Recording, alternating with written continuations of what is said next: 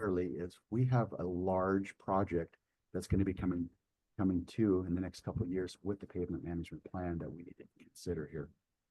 And that's what I'm saying. If we're pulling out a 500,000 and still have 500,000, we're gonna have projects coming up that are gonna be more than that. Well, we have more roads that we're gonna do next year, so where's Yep. that money planning on coming from? Yep. Yeah, and then maybe when Ted brings up those points with the pavement management plan, let's hit that again and see, maybe we hold it level this year. And like you said, it gives a smaller incremental.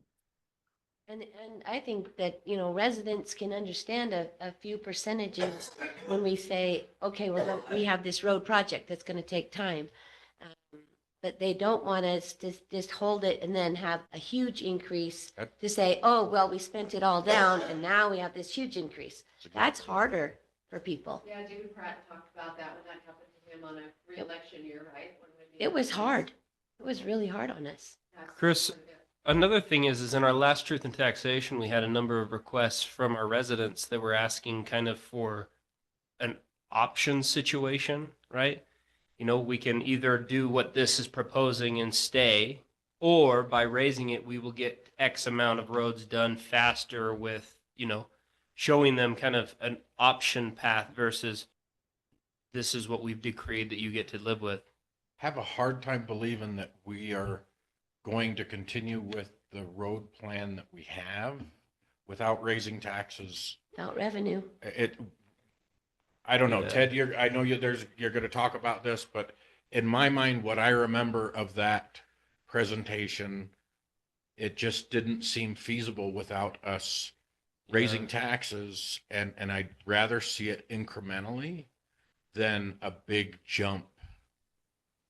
And let me just comment on that. I mean, one thing that is different this year is we are miles ahead in terms of efficiency. Oh, for sure. And so, and don't get me wrong, because I appreciate what you're saying. I think that, I don't want it to be something where it has to be a drastic and sudden increase, but there are increased efficiencies. I mean, we are spending money. Ted is spending a lot of money, but he's spending it very well, in my opinion, and getting things finished too. So that I think does need to be figured in to the overall assessment of revenues, is that, yeah, we might be running leaner, but I think we're actually getting more done. And I will certainly defer to Ted on his recommendations to the extent that it's feasible. But at the same time, I think that is something that the council should consider, is that we did have a fair amount of waste in years past. Would it be a fair assessment to say that, you guys have basically been doging the city to a degree, and that if we had stayed the status quo and raised taxes, we would be at the same point as what has happened in actuality, where actually our revenue will be as a similar level? I think so, because we did, and Chris, correct me if I'm wrong, I've headed up 2 truth and taxation hearings. So we did raise it 2 years. And We so, raised the revenue and we kept the rate the same, but it increased the revenue because the rate had been changed by the county. right, So- but it was technically an Yeah, increase. so it's Yep. it's considered a truth and taxation increase, even though our residents have the same rate. The revenue increased a little. Yeah. And the other thing I will say, when we were in St. George, and there were people from varying cities that were really unhappy about this. The system with the certified rate does not take into account inflation. And so, I mean, it does. And they were actually saying that the truth and taxation hearing is something that is sort of designed to address that, which I don't remember where this guy was from. I think he was the mayor of Syracuse, but he was pretty unhappy with the league, because what that means is that we take it on the chin, so that we have to go, and because that's not what the residents are perceiving it as. They are perceiving it as we're voting for a tax increase, when all we're really doing is voting to keep pace with rising costs. Yeah, because cities have to do that, but like the state, they can change their tax rate without any hearing because they have the ability to keep up with inflation, where we don't. The other point with that is realizing that the cost for the services that we provide, what is the change from the last couple of years? Like the price of asphalt is different and we're still going to be going in. And so I kind of feel like Brian is in his comments of, we don't want to get ourselves in the hole to where we're borrowing against ourselves and we don't have any foundation if there's a problem. And so increasing our revenue incrementally just to make sure that we're in a safe place with whether we have water main breaks or a truck breakdown or paying into the Maple Canyon well. I mean, there's all For sorts sure. of things that come up that we don't have a slush fund. No. We never What do we- have. What do we have? We to- never I mean, have. If we look at it really simply, at this point, we've got a 5-year plan, Ted, is that correct? We've got a 5-year road maintenance plan currently?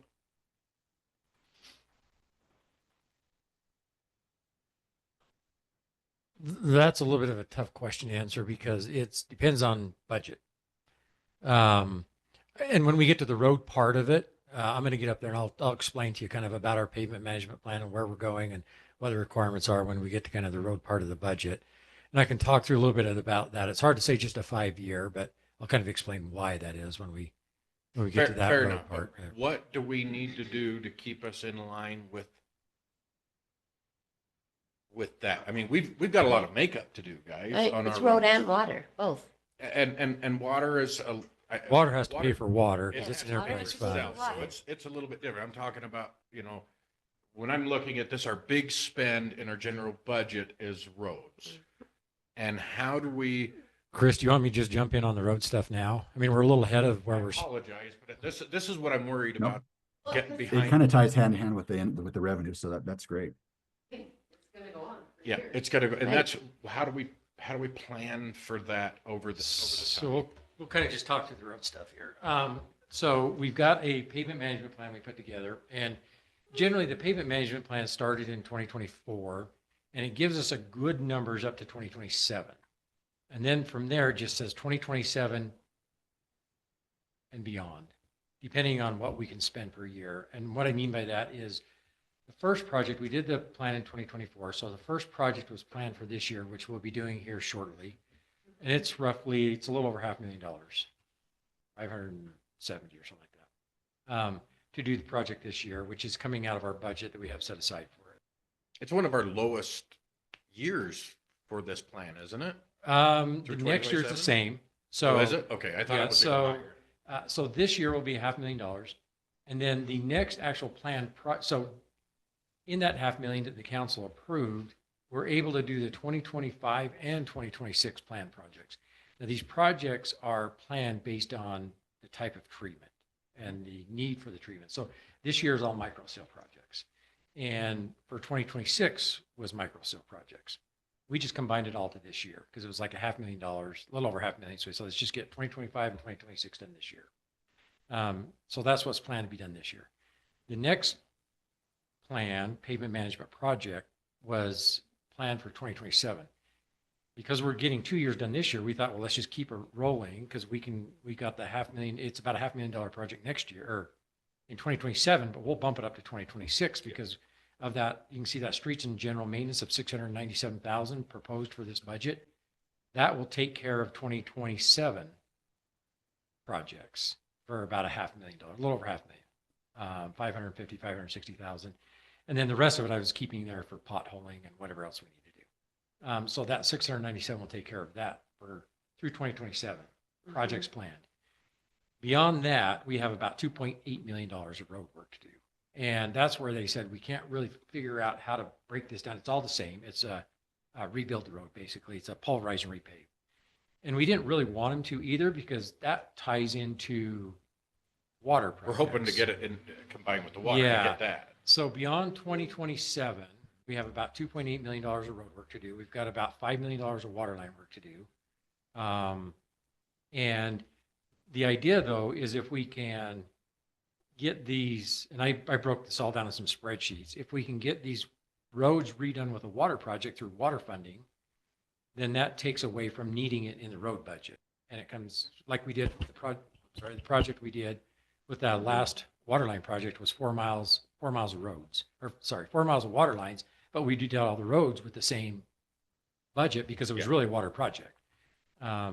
So if we are able to redo those roads of that 2.8 million, probably over half of that would be done under a water project. And so then we're down to about $1.5 million of road work that's needed beyond that. So that's why they kind of left that 2027 and beyond at 2.8 and didn't break it down into, if you were to say, okay, we can do $500,000 a year, well, that's 5 more years of doing $500,000 worth of roads. But if we're going to do water projects, then we can tie that into a water project, then that 2.8 drops So- significantly. I mean, we just spent a large chunk of our capital budget savings for a water project.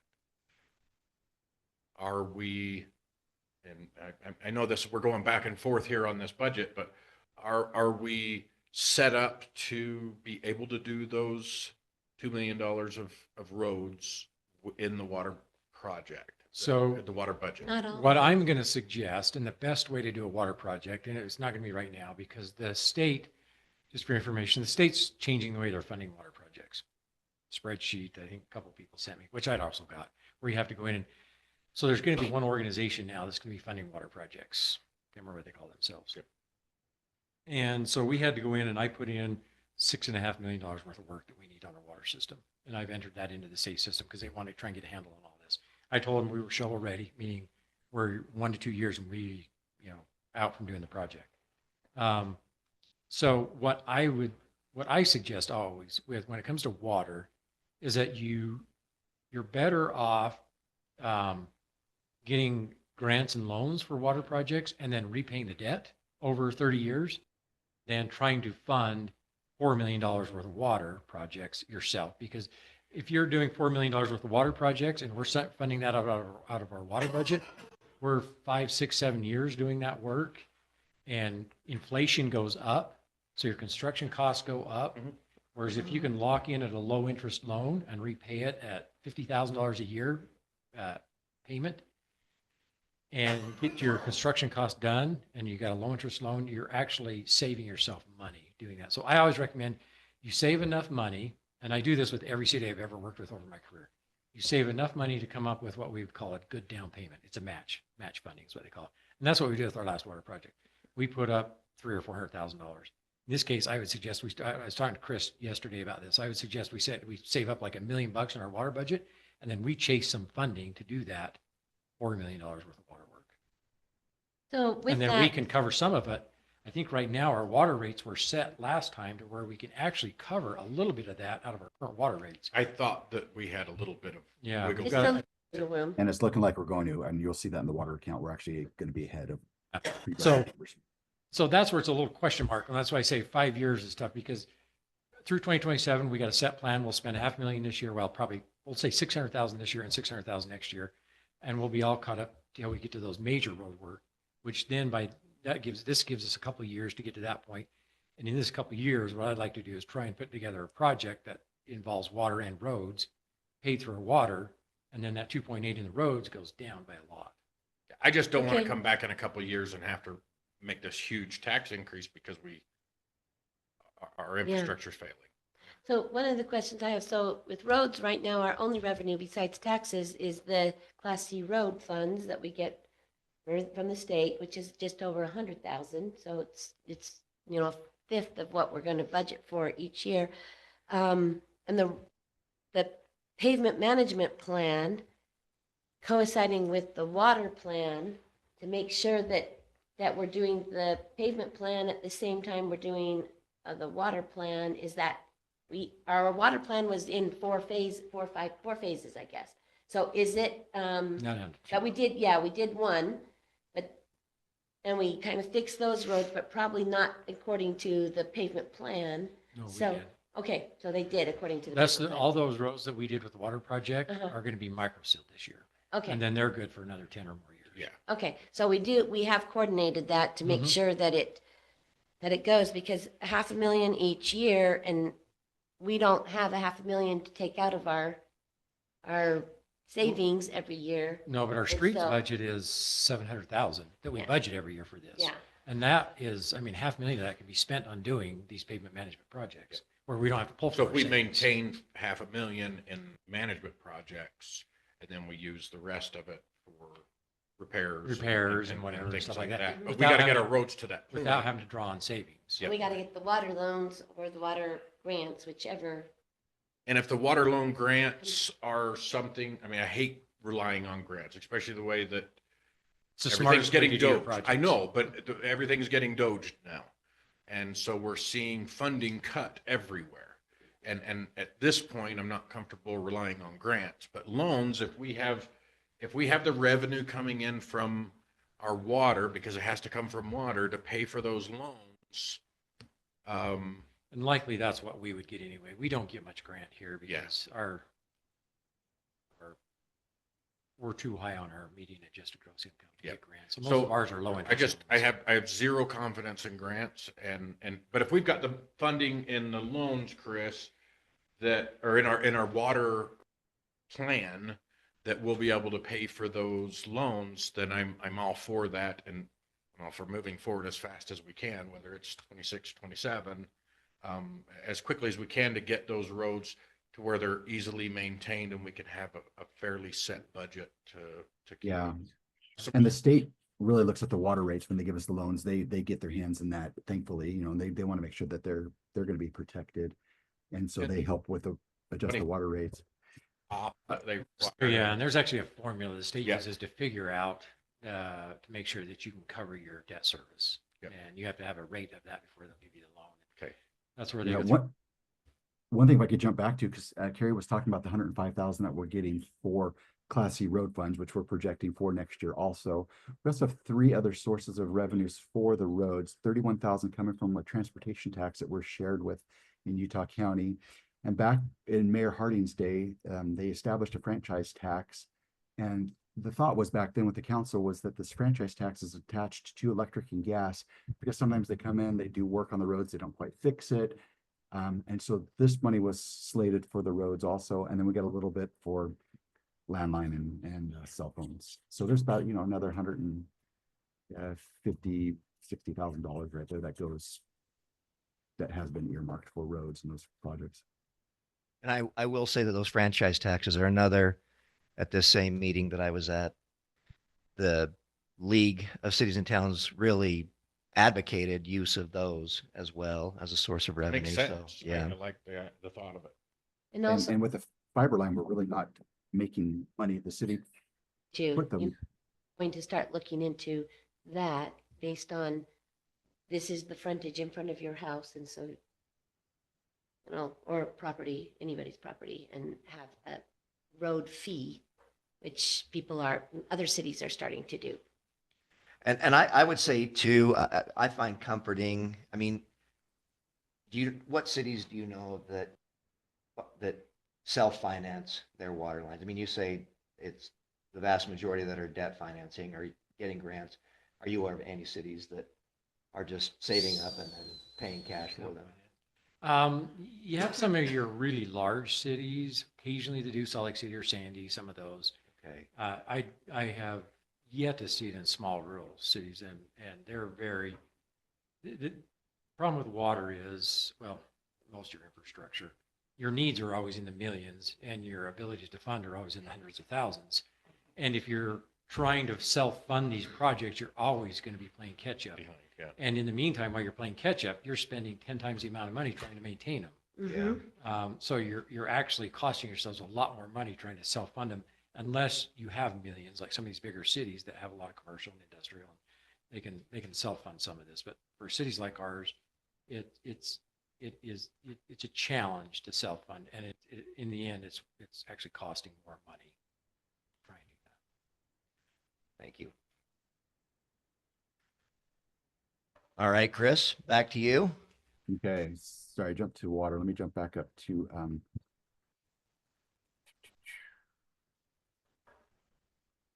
We were on the transportation from capital projects when we diverted. okay. So here we are. Council wages, basically your stipend that you get, has not changed. I don't know if it's 10, 12, 15 years, but it's still projecting the same. However, the finance committee recommends that you guys at least get reimbursed for the fuel and your costs of fuel when you go to St. George School in September. So at the Finance Committee's request, they asked that be brought up $2,000 to at least cover your basic fuel costs. Just want to point that out, that was not council recommended, but Have we ever had council travel reimbursement? I've never turned Finance anything in. committee proposed it. Oh, yeah, no. This would just So be you- conference that you attend, your Utah Leagues of Cities and Town conference. For your Yeah. right. ask to go to St. George. Because I Yeah. brought up that council hasn't had a raise in like 12 years or something. And I said, Forever. I couldn't vote for it while I was still in, but when I decide I'm not doing it anymore, I'm probably gonna propose a raise for council members. two votes that would consider that.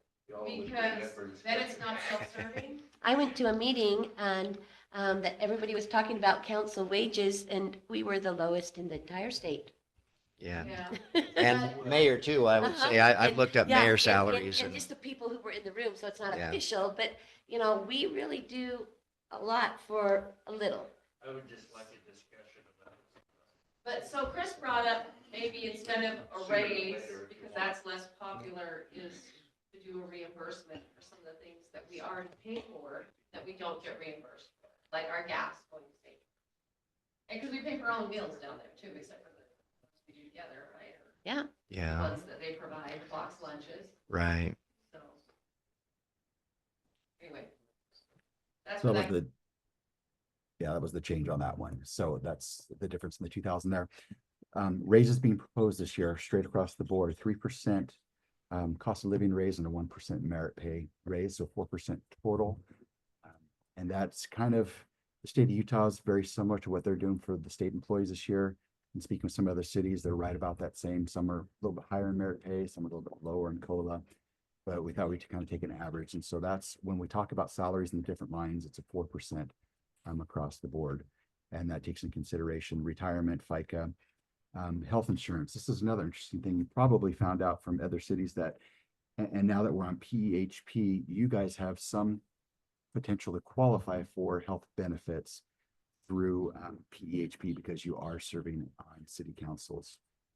And so don't know the cost. We didn't look into anything like that, but just want to throw that out. Since we have switched that other health insurance, that is an option out there. The audit has pretty much remained the same for the past couple of years. I'm anticipating a raise, especially if we go out to an RFP. I would suspect that the new RFP will come in more expensive, potentially even more than $14,000. But we need to review that and look at that RFP a little closer. Attorney. We've only spent $27,000 thus far this year. However, we know we have been served with pay. Have we been served? We know there's been a notice We have that, been- okay. So we've left it at 75,000 for this current year. However, with the money running out that's currently being covered by our insurance company, felt the need to put a little bit more in for next year to cover some legal costs associated with that and anything else potential that's coming through. Questions on that?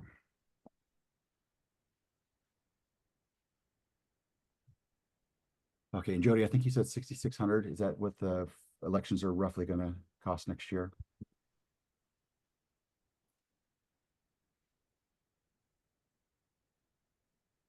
That's a potential, right? Yes. Depending on if we need a primary.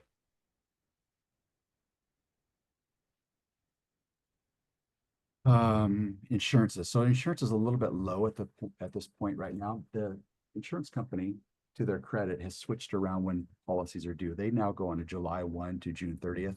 Before we used to get billed out in March. So that's nice for budgeting purposes. So that will get more in line as we get our July bill this year.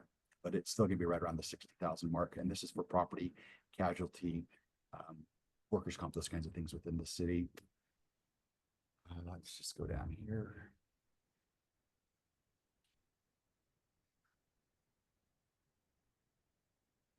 I see a little bit of a typo here.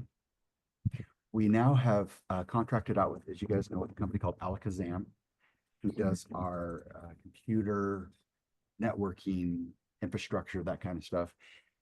And it is costing the city some money to do that. However, there has been 2 reports this year that we had to fill out asking us specifically if we have an outside person to outside company or person to do our internet security, our security on the computers.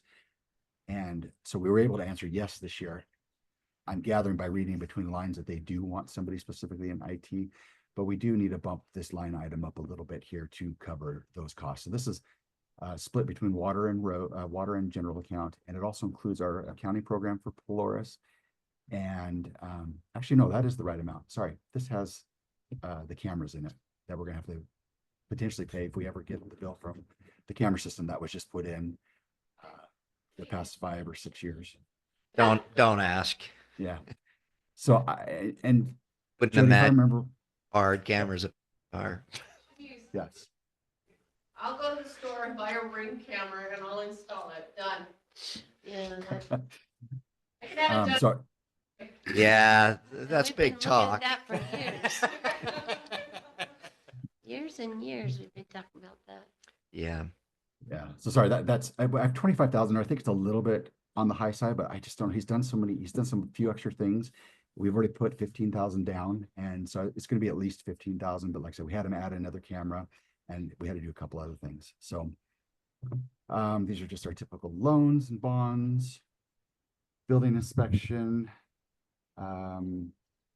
Looks like Ted, you reduced a few expenses here, and I reduced your salary a little bit because your salary's been coming out of different portions of the general budget, not so much out of inspections and site plans reviews as they used to, but you know, about a $6,000 difference.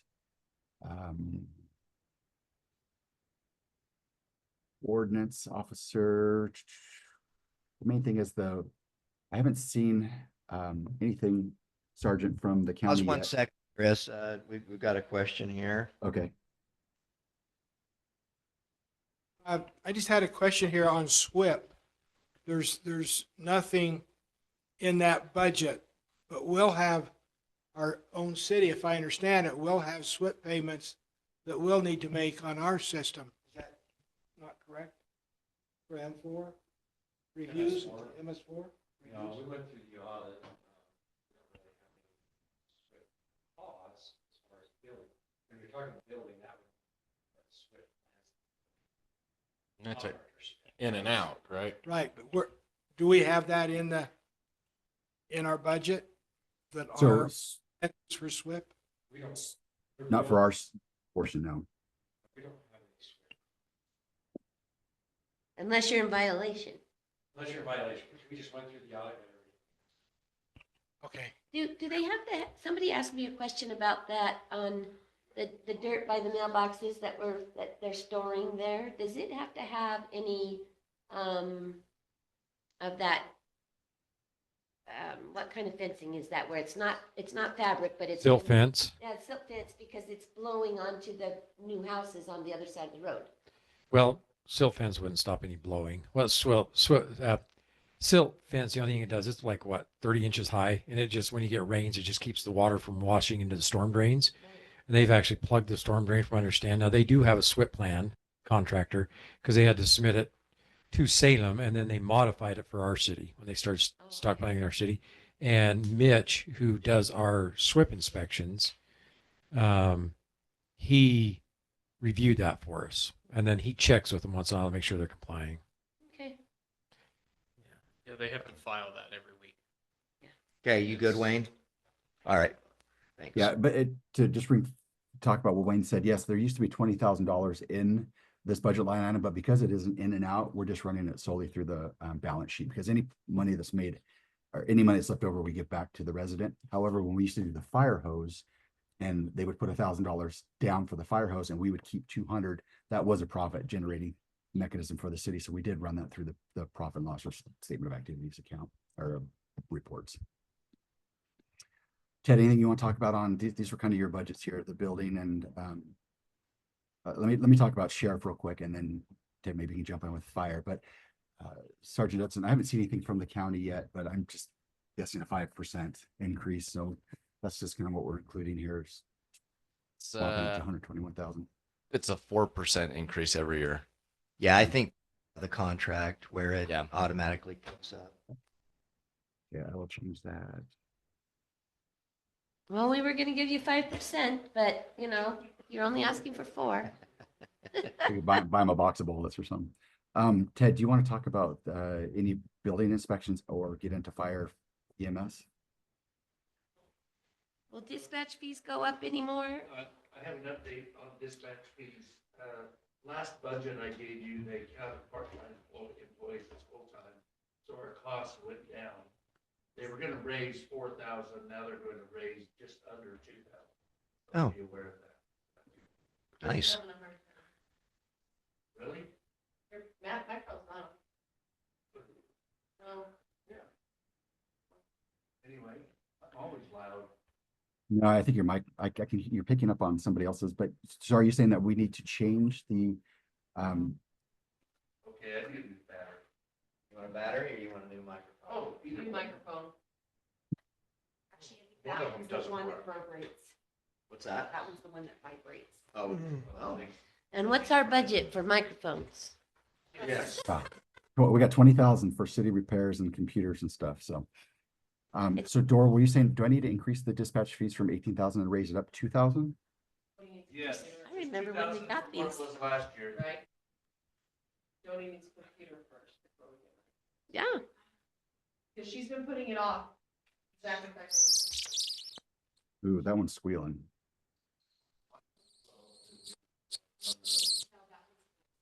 Really? Am I squealing? Did you just turn one on? Did one just get turned on? Because that might be the one that's broken. yeah, Doral just turned a different one My on. light's bright now, but am I? Yeah. Maybe we'll just use one of these. I'll turn it off.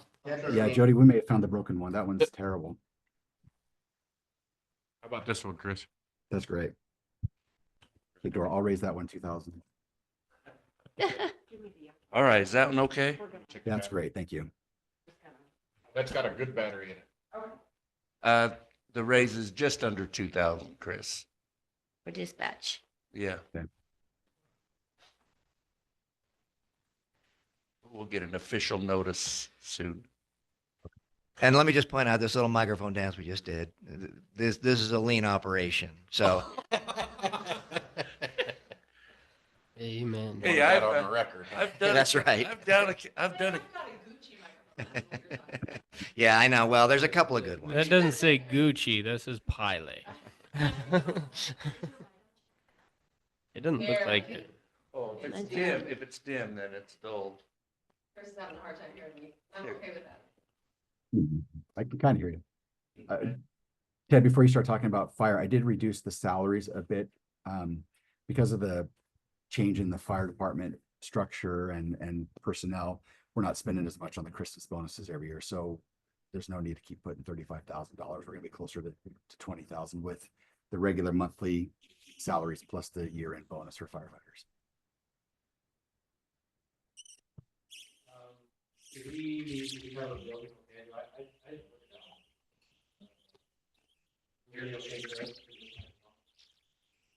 Ben, are you talking? Can you hear me through this microphone better? Yes, I can hear that one. Got to get the right mic. So I didn't really look at the building one too closely, but so I'm not sure what we have in the building, but what we've been doing seems like it's working. The only thing we'll have to think about the building in future years is I've heard this wall out here needs to be relooked at. It's being redone. And I don't know what that means yet. So Right, but we talked about maybe getting a second opinion on that. yeah, yeah. I want to have a structural engineer or a retaining wall engineer come up and look at it, see what we're dealing with. So that's the only thing in the building wise that major I can think of, other than if we want to start at some point saving for a backup generator, $100,000 for that. I mean, we did talk a little bit about lighting too. I mean, that could cut back some of the utility costs, and Yeah. I mean, I would concede that, like, we want to focus on essentials, but we don't want to we're here every day or most days, and so, it's sort of like when you get fat. If you see yourself every day, you don't see yourself getting fat, but then you look at your pictures of you a few years back, and I think that people come here and they start to look at the carpet, they start to look at some of the things, and it does. I mean, it's more dated than, we might be sort of desensitized to that. So, I mean, those are certainly things that we should be mindful of too. I think. Yeah. And we, Mixing the water, somebody comes in, or whatever, we kind of get used to it, and new Yeah. people come in like, what's falling apart here? we did forego replenishing our Coke Zero today just to help with our budget discussion. You seemed a little irritable. Yeah. Yeah. Didn't get my Coke Zero. So, that's my poison. Yeah. Yeah. I like that. So as far as the fire budget goes, the biggest change we have in the fire budget is under the fire equipment supplies. I did increase that. We did decrease the wages, so move some of that to our supplies. So I bumped it up by $10,000. So from 45 to 55.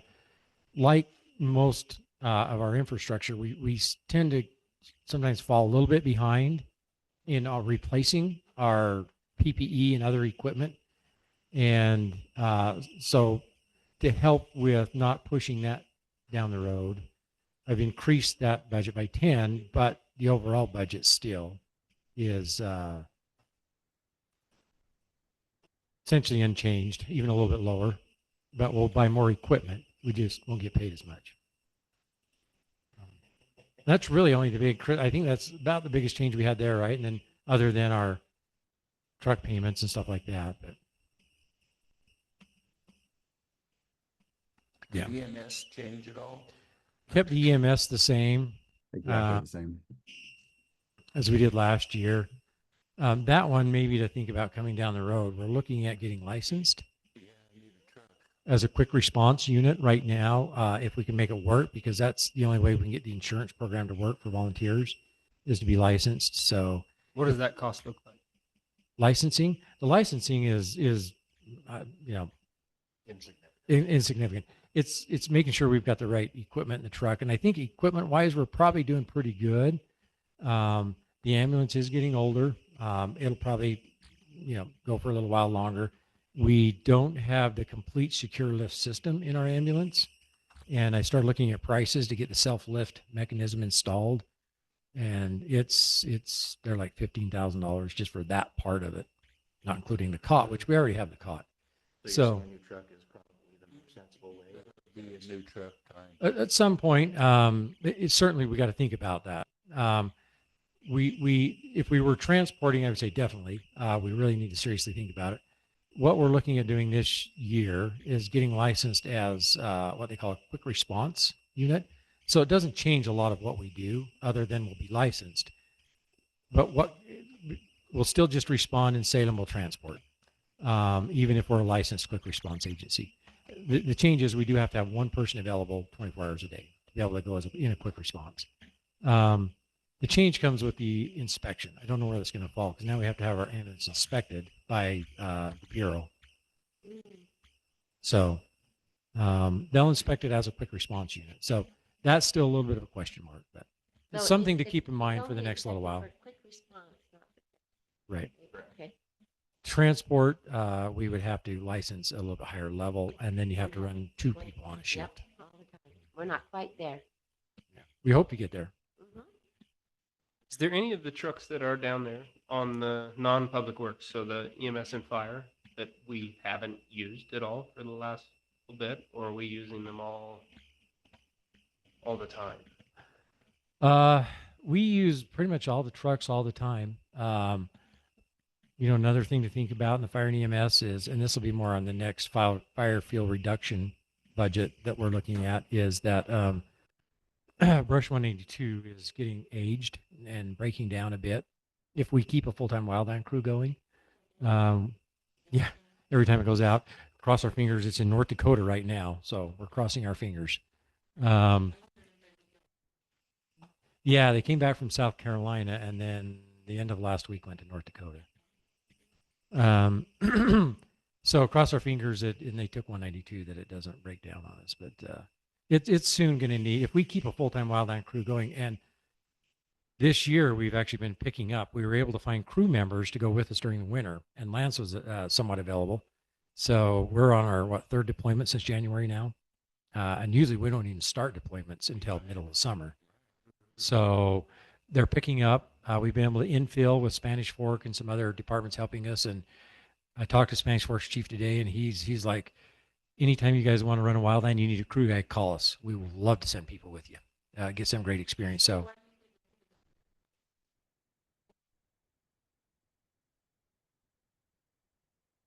um,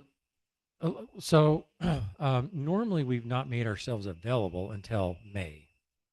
It's a smart chief. Yeah. Chief kept us available all winter. Yeah. And then we scramble when we can't find enough Then crew when and start they phone call, calling he everybody. scrambles, and hopefully we can fill it. But we have been able to fill it so far. I have a question. So if people move into our town that are formerly red card, that have let their license or whatever certification lapse, does our department help retrain and recertify? Mhm. They just come to you? Yeah, we do it every year. But if they've let it lapse, and depending on where they got the red card from, they may have to redo the red card program. But that's Lance does that. He's certified to red card people. And so it's been a great program, and we're looking at more and more ways to keep this going year round because it's a good generator. Yeah.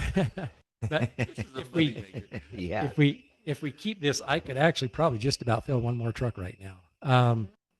If we keep this going like we are and keep it going more year round, which generates more revenue for us, we'll have to start thinking about a new brush truck to replace B192, and things rolling around in my mind. We'll have to figure out if it's generating enough revenue to keep people on standby during the year. So we're not paying them to work full time in the city, but we're paying them to keep them on standby to respond, at least an engine boss. And that's the next step. Is our engine boss is not far from retirement, and so I've got to start looking at figuring out how to get a new engine boss. So Do we have enough people out there we can send the ladder truck also? if you guys will buy me a ladder truck, I'd love to send it. Well, the old engine, Yeah. the old engine. So they don't usually like, depends on what contract. So IROCs, they don't usually take engines. Very rarely do they ever send out engines. EMAC, depends on the call, they will. And that's what we went on in January, was an EMAC. EMACs are very rare. That was the first one we've been on in 3 years. However, having two engines allowed us to go on that EMAC, and they make a lot more money. So, And they're probably going to need more of those coming up. so I was all on board with selling that old engine and getting a new ambulance. I'm a little bit hesitant because now, I mean, if more of these EMACs come up and we can keep one engine in town and send one out on an It sounds EMAC. like it'll pay for the ambulance if we can get it out there enough. Yeah. Ted, could Spanish Fork provide the engine boss? I don't know they have an engine boss. They do have 6 with partly full time. They got 1 full time engine crew, structure engine crew, and then their EMS is full time. And then they're running shifts, volunteer shift. I don't believe they have an engine boss. They've got 6 or 8 wildland firefighters. And so I was talking to Eddie, Chief Hells, today. And he was saying, whenever you guys get a call, if you don't have crew, call me. We'd love to send our guys with you because they like to get them out, but they don't have an engine boss. So that's who's actually out with Lance right now, is a Spanish Fork guy. So maybe we ought to look, while we're talking about budget, and maybe we should be looking at hiring a second boss this year and getting someone, start advertising for it. We'll talk. I've got some things rolling in my mind right now. I'm just talking, we're talking budget right now, and I think that would be, we need a truck, but we are gonna have to replace that engine boss. We're gonna keep this program going. And one thing we could do too, that we've talked about with Chris, and sorry for the long conversation on this, but now you've got me into my passion. Water keeps us alive, but fire's fun. Fire department is fun. I shouldn't say fire's fun. Fire department is fun. I'll caveat that.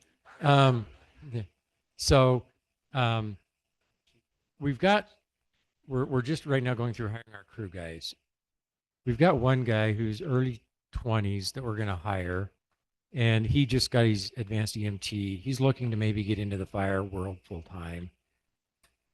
I would love to have Lance start training him because he can go he has to go for a firefighter two for a little while, but maybe for the next year or two, he can train in to be an engine boss. We've got two other guys this year that are great, could be great additions to the crew. We can only probably afford to hire one, but I'm also trying to figure out, surprise, Chris, if we can get the other guy in the city somehow part-time off and on and getting wildland trained, having part-time help the crew out off and on. And he's a resident here. And then if we lose a crew member like we did last year, he can step right in and take over for that crew member. And then when this other guy leaves at the end of the year, he can step right in and work through the year for us through the winter. So anyway, bunch of stuff I have on my agenda. I just was rolling this around about 5 o'clock tonight, so I haven't had a chance to talk to Chris about all this, but lots of stuff going out there. But things to keep in the budget with wildland is eventually we need a new truck. Probably the idea is maybe we get a quick response truck for our department and give the wildland crew our current new brush 191 because they love that one. It's a great truck too, and it has lots of space for them. So lots of ideas rolling. We need a new engine boss that we'll have to start thinking about how we get one trained and stuff like that. So. And just this year alone, collected, we're $40,000 ahead profit wise, but that's only collected. We're still waiting for some monies to come in. So it's been a good thing. That's why I'm just going to put 100,000 in there for right now, just as a placeholder. As you saw, the revenues were 100,000. That's just to get us going until we can get our feet on the ground and know what's really going to happen. This is basically from July 1 on until we open the budget again. I have a question. So it says fire telephone notification system. Is that our sirens as well as other things? So Where do we put Everbridge in on public safety? So Right. I understand it's Pulse Point because we have to pay to be part of Pulse Point. Uh-huh. Our sirens now don't cost us, Okay. other than they're Doesn't hooked to the cost internet. us. What's that? Everbridge doesn't cost us either. Yeah, and that's through the county. What about new speakers? We have to pay our portion for Everbridge in the county. We haven't been billed. I don't think we've been billed for a while for Everbridge. Yeah, because I remember we talked about every city's I thought it was a matter of part. usage. Yeah. Okay. And so the Pulse Point we pay for, and then the siren system is just part of our maintenance budget.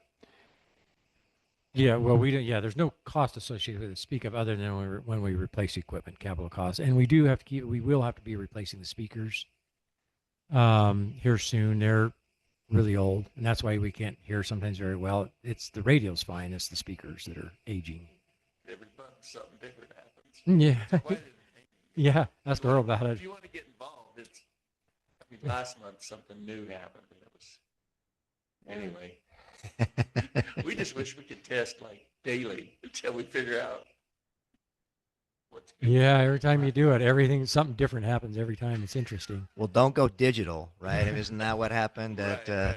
yeah. Don't that- switch to heroes. Yeah, Yeah. yeah. Oh. Yeah. Don't. I apologize. We were billed $280.05. The county lumps it into another bill. And that was on February 26th of this year. So it's very minimal cost for Everbridge. Is it monthly, Chris? That looks like that's a one-time charge. So it looks like it's yearly. That's pretty good. Yeah, I thought that it was in there someplace. That budget. All right. Fire fuel reduction, like I said, placeholder. We're still waiting on EMAC money to come in and other IROC monies to come in. So I think we're going to be okay. EMS maintained. We did increase the wages just a little bit to account for some inflation. 1,500, I think it was, something like Okay. that. And I think EMS that's- is good. We've been through roads, unless you have any other questions on roads. Well, I've got a question on emergency management. Oh, no, we didn't. I was waiting for you, Ben. So Yeah. Exactly. I was I paused. Thank you. So I don't believe anything was spent this year. And so is there a rollover I get there, or because I do have, so one of our residents is he works with the county on trying to potentially get a certain set of radios here at the city center to become an EOC.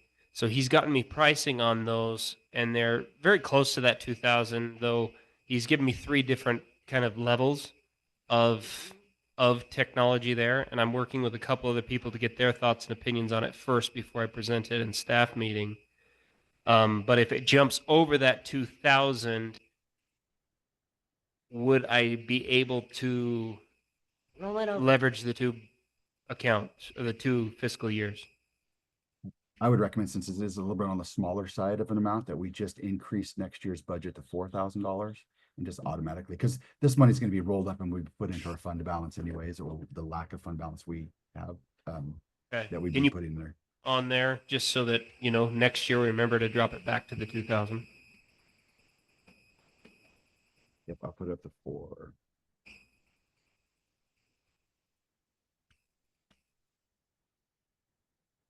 Yeah, that's all I've got. Thank you.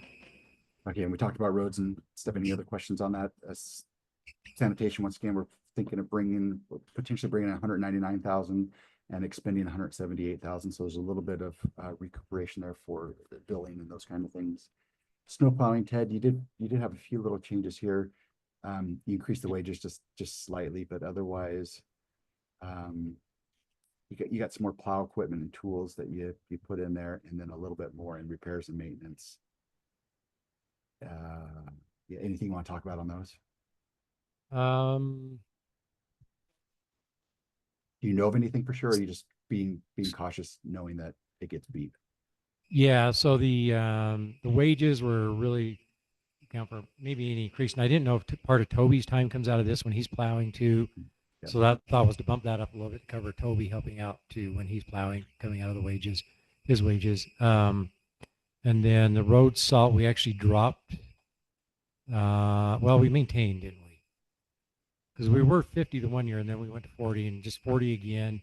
We've spent like 30 this year, so it seems to be a pretty good number. Tools and equipment. And that's buying it dry, not wet, right? It doesn't. It makes no difference. Very. We're talking- bear. Weight doesn't matter. We're talking pennies. Yeah, they did a study on that. Interesting. But Yeah, Snow- we got told that from a different agenda point. Okay. yeah, it doesn't really. I mean, probably over the year it's a few $100, if even that. Yeah, and then equipment supplies is replacing the wear blades. We're trying to get those new style wear blades that are the modular now, and we also need to get some new ones for the service truck, which are ordered. I don't know when they're going to be here. So it's replacing wear blades and stuff like that. So how come that capital outlay equipment is zero? Aren't we trying to keep something in there for the replacement of the depreciation replacement as one goes off? Yeah.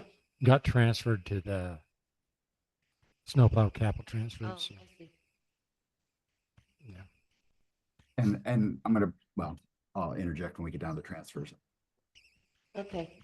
But this payment right here, the 35,000 and the 6,000, does include 1/3 of the loader, 1/3 of each of the snowplow trucks, and then those are divided out between snowplow, water, and roads. So 1/3, 1/3, 1/3 comes out of those different pots of money.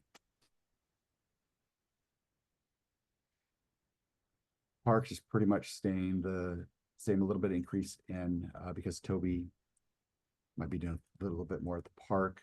Kept that the same, but the transfers, I want to talk about the transfers a little bit. These were set up about 7 years ago, 6 years ago.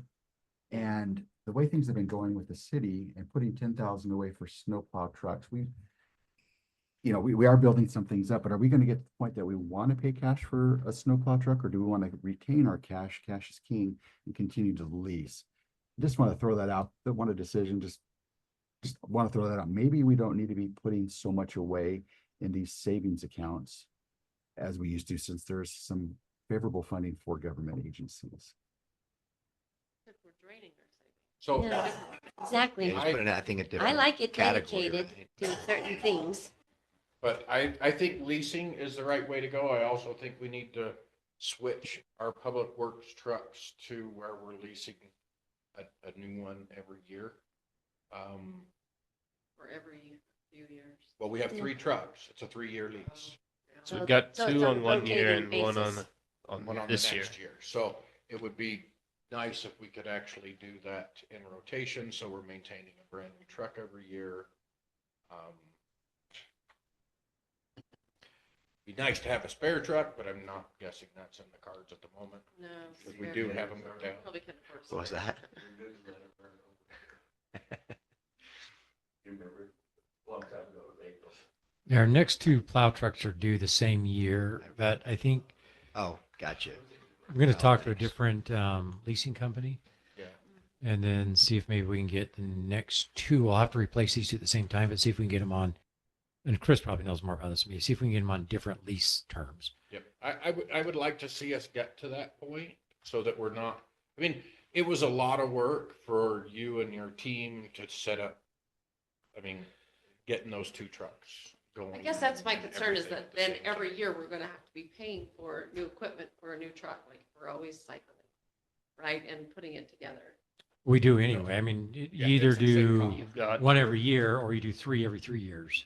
everything's kind of breaking all at the same rate just because the problem is that salt eats everything. And so And like our the roads on the augers, blades.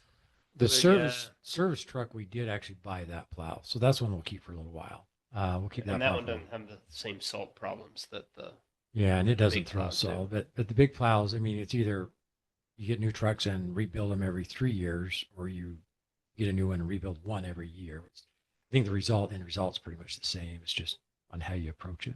Yeah, I just wondered if it was more work to do one every year, if it was just easier to do all of them at once, but the breaking down at the same time makes sense. Yeah. So would it make sense for us potentially to leave that capital projects transfer there for snow plowing and use it for the accessories? dare Yeah, I we're say? gonna need, I mean, we bought the utility truck plow. We've got, Well, we've do got we? the snow blower. We've got The sweeper. Oh, the that's not sweeper. snow. It's not snow, but It's with road, it's it- on Yeah. the truck. it's on the The loader. loader. Um, So I'm just wondering if that makes sense to leave it, or Chris, maybe you can help me. If my memory serves me right, didn't we actually put the plow and the spreader in this lease? So they'll all three of those. So you got the truck, the spreader, and the plow. They're basically the package. So this 10,000 wouldn't go to that, though it potentially could go to something like the you know two snow trucks, only blower. The two trucks. The one truck is different. The utility truck. Correct. So the plow, the V plow on the service truck could be serviced by this $10,000 savings each year, plus the snow blower for the loader for widening the roads. If we I get can't remember who recommended if it was Craig before, but it was recommended that the snowplow truck, just everything, we buy it at the same time and we sell it at the same time. Like you said, the salt just eats away those components. oh, I'd agree with that. Well, it Yeah, also it's helps more with costly to technology. try and pull off equipment off an old truck and put it on a new truck than it is just to sell it with the truck and then put new stuff on. It's a lot. Get new ones. Yeah. Well, it's- to MacGyver old technology onto new trucks is yeah. that was tricky enough on this last set of trucks. That makes And I It's not think like you guys to your live on flat point roads. was, if I'm correct, you were just posing the question as to whether we should be transferring, if we're going to lease new trucks one every year on a 3-year rotation, do we need that 10,000? I guess what you're saying, Ben, is that you think that we should keep it for things like snow blowers or. V-plows, Change it to snowplower. public works, and then you can use it across, the board. Instead of snow plowing, I It I would could be okay with that. sweeper, it could be the snow blower, it could be Yeah. whatever we need, whatever lawnmower, Tires. that kind of stuff. So Yeah, can we do that, Chris? Can we flip that? Or at So least change it from be snow to plowing spit- to public works.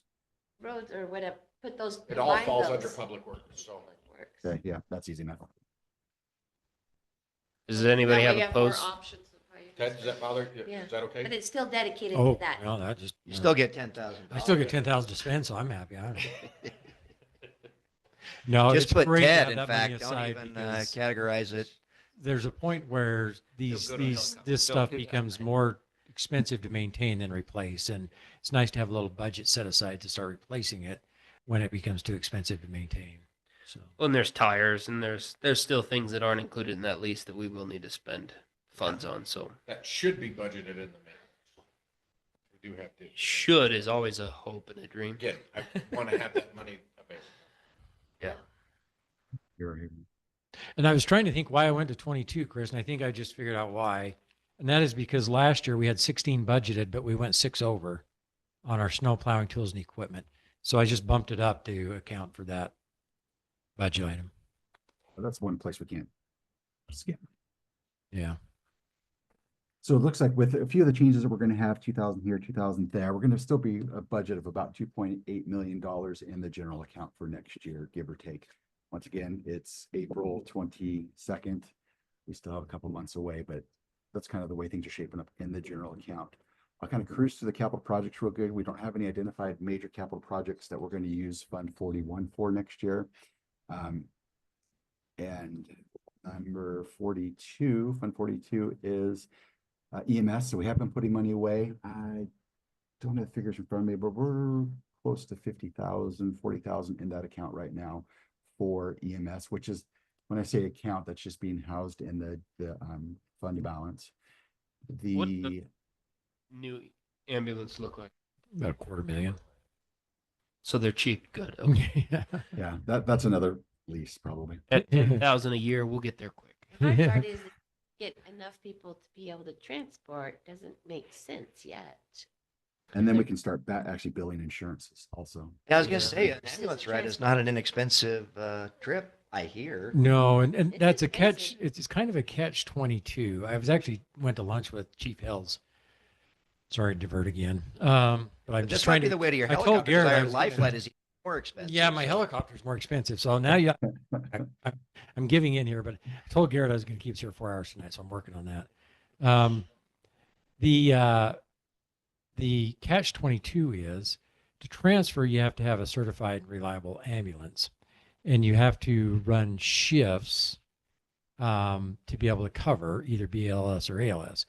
I was having lunch with Chief Hills a couple of weeks ago, and I was talking to him about licensing and how we're trying to look into that. And he said that'd be, with the new legislation in this year, he said that'd be great because now we can cover each other on transports. And we know you guys don't transport, but if all our ambulances are out and we have an inter facility transport, they can call you guys out to cover for us because now you can go into other jurisdictions and do transports. And that's good. That's decent money. And I think it's a very billable money where sometimes you get to a person's house and they may not have insurance and you got to try and collect. Yeah. Becomes a little more challenging. Yeah. And that's where the money on comes from. Spanish Fork, 2 ambulances. But you've got to have the rig to do that with. So it's kind of a catch 22. Yeah. We need the transports to buy the rig, but we need the rig to do the transports. So it's kind of the chicken and egg thing. So that's something we got to figure out. And So first we've thing got we an economy based on ambulance transport, wildfires, and syrup. yeah. We're going to cancel roads and water. We're just doing all. Well, Yeah, and our then whole then income- would have Cash to be cows. kind of like our other apparatus where it has to stay updated every so many years to qualify for that level of. So service. it doesn't fall under the It doesn't same fall under an regulations FPA like as a an fire engine truck. does. So But how long does an ambulance last then? it depends on how long you just have to keep everything meeting the emergency response ambulance, depending on the level of care you're providing. You just got to keep all that updated. So So it's different than the fire truck then? Yeah. fire truck, NFPA says you have to replace all your emergency gear every 10 years. And that's one of the reasons why I have to budget a little bit because we're still working through trying to get all of our expired stuff replaced. And that doesn't include the truck, though, right? The No, it truck includes just the has truck. to hit a certain standard, right? No. So you For can an ambulance? maintain a fire First truck response No, truck. the truck has to be. Your first truck out can't be over 10 years old. to buy a new one. Yeah, every 10 years. And they're expensive. Or you can buy a new one or rebuild your old one, but the cost is, at that point, it's just So can you get a lease new one. 10 Same place we get years. the plows. Someone else will be in my spot 10 years, so we'll let them worry about that one. I got to work on an ambulance for the next little while because I think that's our next step to getting to where we can keep our services and even generate some more revenue. Well, we won't have any money in savings to buy one, so. We have $50,000. Already Ish. saved for. Yeah, ish. Yeah, we only put 4,000 away for the first couple of years, so it's under 50. Local agreement with our new neighbors when they get it in that we could help them with their ambulance services. We can. We just got to have the rig to do it. That's where I said it's the chicken and egg thing, right? You have to. And we can probably charge them a premium. I mean, if you can afford a house on a golf course, you can And afford the lake. a gallon. $10,000 ambulance ride. Well, let's not charge them a premium. Let's just charge them an ambulance. Yeah. And I say that in jest because this meeting is being recorded. Okay, so snow plowing, this 10,000 we talked about, snow plowing, these are just all the defining those transfers we just talked about, roads. Roads, yeah, let's talk about roads a little bit. There is no identified road projects coming out of capital projects next year. They're all gonna be run out of the general. We talked about that transfer of the 572,985. It's coming out of here, going into the general account. There's one little project that we got a 5% retainage on West Loafer Drive. They'll have to pay that next year after the 12 months is up. So that's why that is in here. And that 16,000 might be a little bit high, Ted, but it's right around there. Yeah. somewhere So around. that's- where's the money for the Maple Canyon well we have to spend? Where's that? That's in water. It's in- Oh, you are foreshadowing right now. Coming up next is SBTR. Okay, let's talk about water. Sorry, Brian. Okay. Lost right over Thank- PT. That's okay. Oh, yeah, sorry. We can go PTR is not much. I mean, it's $1,000. So, okay, let's- Okay, so That's a rough gig. You guys never spend it. You gotta spend it. Sherry, call me. I'll talk to you about it, Sherry. Okay, water service revenues. We had budgeted this year about 770,000. This is, I think, the first full year that we've been on the new rates with the state. As of March 31st, we've collected $660,000. So when I project and I go back and look at the past couple of years, what we have collected in April, May, and June, looks like we're going to be close to $830,000 this year alone for water revenue. So up a little bit from the 770,000 that we had originally anticipated last year. So that changes things a little bit. It'll be interesting when Lori gets the billing done for June to see what that comes out, and we'll really see what the new rates that the state helped implement come out to be. Are making a little bit of adjustments. Well, we're not talking about next year or this year yet. We got the salaries, like I talked about, the 4%. We're not really breaking out between well repairs and water repairs anymore. It's just going into salaries and wages for water. Hopefully the well is going to be done here relatively soon, and that's our well at the upper tanks. FICA health insurance is a new one, which we have a new full-time employee that 50% of their health insurance is coming out of the water account now. Retirement book subscription. Let's just go through here real quick and see. One of the highlights, Ted, you had asked for a little bit more this year in engineering services, 50,000 instead of 30. Did you have a thought on, or want to share what you're thinking there? Sure. Now I got to remember what I was thinking. I think This what- wasn't, part of the reason ahead. was 'cause we had budgeted like 20 or 30,000 and we had spent almost 40 on some engineering projects. And if we are able to do some, I think a lot of that came from the well project. Is where we spent a lot of that money this last year. So we may, the next step would be doing some water line work and some updating of our master plans. Maybe 50 could be dropped by 10. I just want to get some of our plans updated again and then look at some, which could be, we spent about 40 this year, and I was just looking at, because their rates go up every year, 5%-ish. So I was raising it to cover that. And then we may look at some design work on some of our PRVs and some water lines.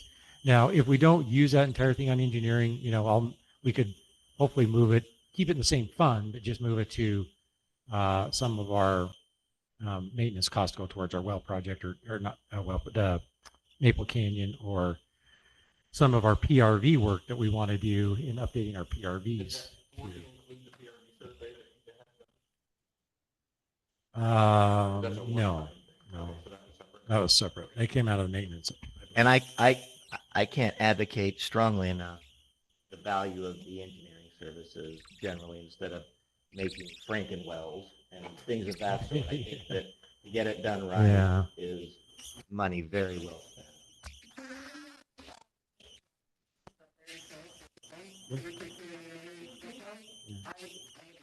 Some of you won't be able to see, but we'll take you up there and show you how this all works now. How much? Yeah, we'll take you up there. To me, I'm a water engineer, So this stuff's really cool to me. And I'm really excited to see our well upgrade because it's going to make our operations and maintenance of that well so much more user friendly. And even with the state today, I mean, I had to explain to them why I couldn't give them peak day because we have to report our peak day water use through the year to the state every year. And I couldn't give them a peak day other than I just had to go back and back calculate some numbers and take my best guess to give it to them. And now this will allow us to do better reporting, better control, more water, cleaner water, backup, and we'll point all that out. So it's awesome. So we'll go from best water in the state to best water in the state. We'll go from best water in the state to be able to reliably better deliver that best water in the state. Won't have to use laundry soap. It's that good. Yeah. Yeah. You can go see it. Yeah, it's And- pretty nice, isn't it? Yeah, you can see the new thing. Yeah. Fortunately, Maple Canyon well keeps those ranges, so it's not getting done as quick as I would like. Hoping to have it about done by now. I guess he's gonna do it on his report, but. Well, while you're talking about that, Janet, you asked that question and Ted, you brought up Maple Canyon. So once again, this column that I'm highlighting here, this is this current fiscal year. So what's going to be proposed to you is at least putting an amount of $650,000 in this year's budget to cover the Maple Canyon well and to do our well repairs. Now, are both going to get accomplished before June 30th? Unknown at this point, but we want to make sure we've got enough in there to cover so we don't, we're not overexpending approved budget. Well, yeah. That 650 is both wells. Yeah, and Ted, I didn't sound like we were going to get the upper well done before June 30th, or is that looking like we will? It's going to be close. It kind of comes back to the Maple Canyon well. They tell me should be up and running by about mid to latter part of May. Our contract will probably have another month up there after we can switch over to the Maple Canyon well. So it'll be really tight. It'll be right around that end of June timeline probably. So we may want to increase that just a little bit more just to make sure we're covering all of our bases. And we still don't know for sure if this is the end of the cost for the Maple Canyon well, correct? Have they got everything in now? No, they haven't even since the second round of changes they've had to make, they haven't started those yet. They're still waiting on the casing to get here. They had to order it. So it could be another surprise. Yeah, and I got a fun surprise down at Utility City Council. I know one of the Salem council members pretty well. He walked up and he says, "Yeah, I think we're thinking about doing a new well." Ooh, and they're a couple $1 million. Oh, well, it would replace the well that's there. I don't know what that means for us. And it's not going to be anything soon. They're going to repair this one first. So for next, I want to just ask quickly if that is the direction man is going. How much will we have dumped into it? I mean, if that's going to be the call, it certainly be better to make that call earlier rather than hundreds of thousands of dollars later. Pull it all up. Yeah. I think for a new well, you're looking a couple years away from doing that. The unfortunate thing, neither of us can really live without this Maple Canyon well for a couple of years. So we've almost got to dump the money into it to get it running so we can use it for this summer, especially when Three Bridges starts building. It couldn't just unilaterally because we have 40% of that. Yeah, but I don't think I think they still got to talk with. And Salem's really good to work with. I mean, they'll sit down and they'll try and figure out something else that works. Because they know we can't pay, $400,000 for a new well right off the bat. So I think this would have to be planned out if it goes that direction over, some years, so we can have time to build some capital to do it. Is the council member a public works guy? He is. He's actually works in the water department for Spanish Fork. So he's in the know. He knows all about water stuff. That's how I got to know him when I was doing a lot of work with Spanish Fork as a consultant, so I got to know him pretty well. All right. Well, so for next year, Ted, you're asking for another 50,000 for water system maintenance, and I assume that's just in case kind of thing. Yeah, maybe just in case, because our water line breaks are gonna, I think, are gonna start being exponentially worse just because our water system is getting older and older. So I want to make sure we're covered. Chris, I do have a dumb question. That 650, we budgeted 100,000. Where did the other 550 come from? I'm sorry, that microphone was cutting out. So the 650 that's budgeted and the 100,000 that was budgeted before, Yeah, I just, oh, it says for this year. Well, I'm just wondering where we're getting the extra money. okay, so it's coming from the fund balance that the water account has built up, and we still have a savings account of close to $1 million in it right now until we start spending some of this money.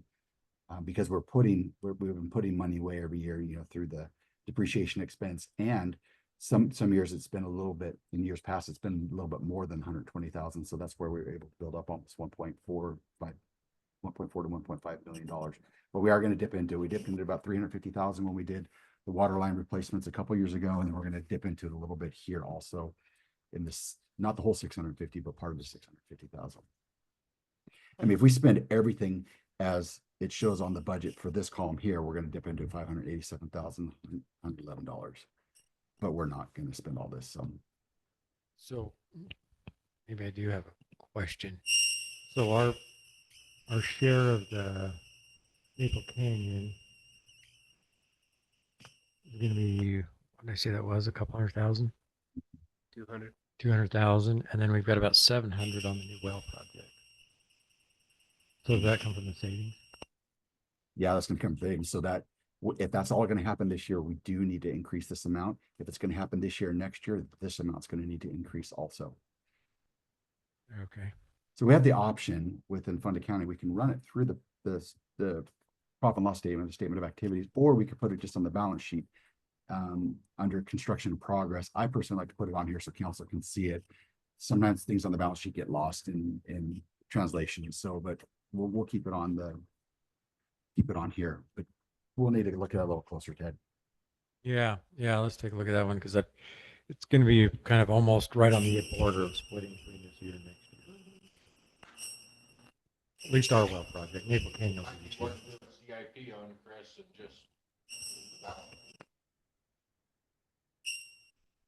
just because this might go over, you know, don't know which year it is. Maybe you do it in on a CIP, and then you've got it to pull from when you need it. Mhm. Don't have to keep changing the budget and keep messing with all that. Yeah, that's definitely an option to do. Let's, if we're okay, Brian, if we could give it like another 45 days before we actually have you guys vote on this budget and kind of see how we shape up. Let's see where it goes, but I think Okay. and if we're still not firmed up, it just move it into a CIP. I think this is our budget.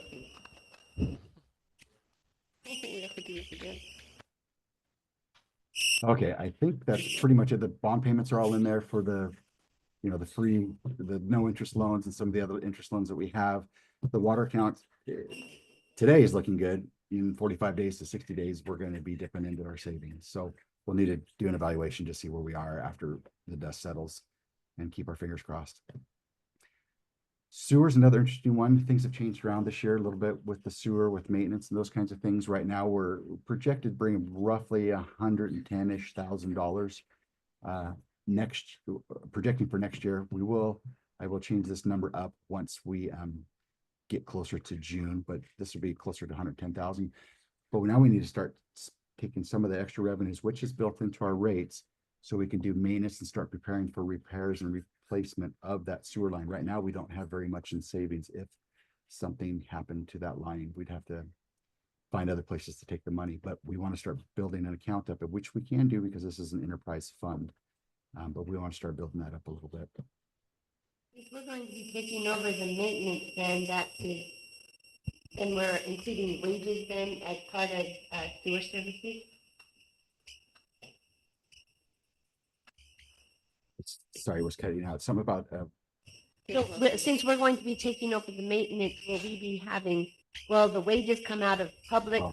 works or will it come out of sewer? Because I don't see a wage, I think right now it's all contracted out. Like this covers cammering and or echo locating, echo sounding.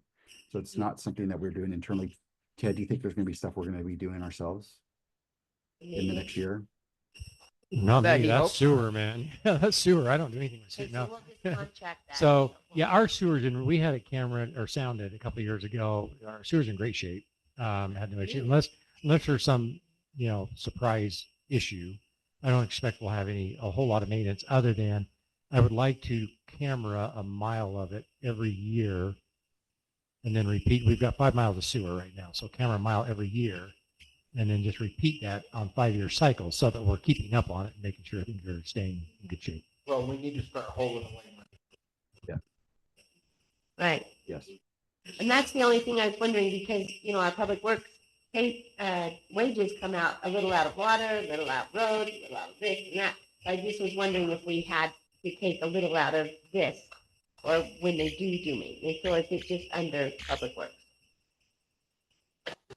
If they're working on sewer, it should come out of here, but I don't, Ted, if you feel like we're gonna do that, let's get a retirement, health insurance, a FICA and a salary line in here, but if you don't think so next year, let's don't put it in yet.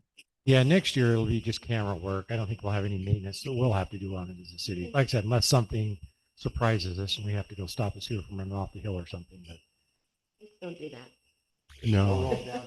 Yeah. Salem will notice. Ted, what would you recommend we start putting 10% away, 5% away for future replacement? Where the system is fairly new, we need to start. The putting- depreciation fund. Take the depreciation money and set it aside every year. Or So we got roughly 12,000 next year, but it's not new. That system's what, 12 years old? it Relatively yeah, new. parts of it are even probably a little older, but it's still in really good shape from when they sounded it, and it's all PVC pipe and What's the life of sewer pipe? Is it 20 years, 50 years? it's probably in excess of 50 when it's Oh, PVC. okay. So I apologize. Yes, it is new. Yeah, it's relative to PVC. PVC can go upwards of 100 years. So I think setting the depreciation money aside every year, just to save for capital replacement, because eventually it will have to be replaced. We do have a few things we'll probably have to do to it. We'll contract out. For example, the sewer manholes, when they were put in, didn't get concrete collars around them, and they're starting to bust up. So I was just talking to Toby about this the other day. We're probably going to maybe see if we can get a contractor to come in and maybe get a half a dozen of them ready or something like that, and then have them can do a half a dozen a year or something like that, just so we can get collars around them. Some of them we'll do with road projects, and so it kind of varies, but We start on West Lower settlement. slow for settlement. The settlement have sewer? One of those over there. Yeah, every time with the snow plows. Oh, Toby did mention one that gets hit with the snowplow all the time. Yeah. That's a bone rattler, huh? I think he said there's one up at the top of Deep Forest too. That gets hit quite a bit. Or Pine, maybe it's Pine View. It's over in that Yeah. area.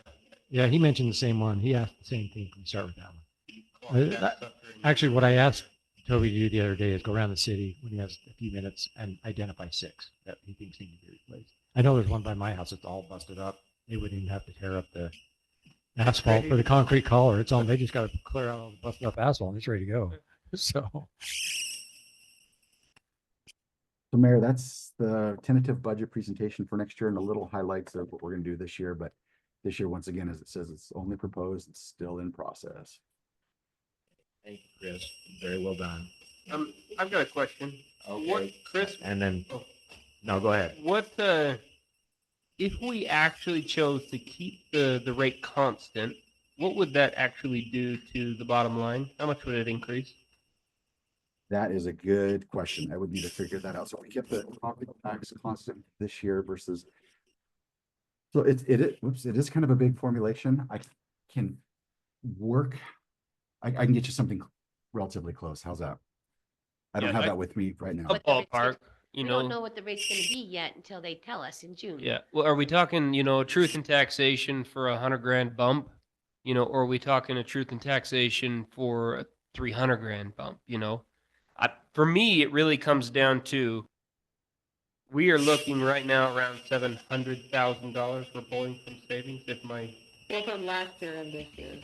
Okay. Over the So 2 then years, if we just do it to the one, we're talking I did the math. or 500,000. I'm just wondering if we can decrease that number by keeping rates steady. I think that makes a little bit more sense than not doing anything just to. I want to see the numbers. That's all. So, And again, coming back to the way it was presented to me, I mean, it's by design.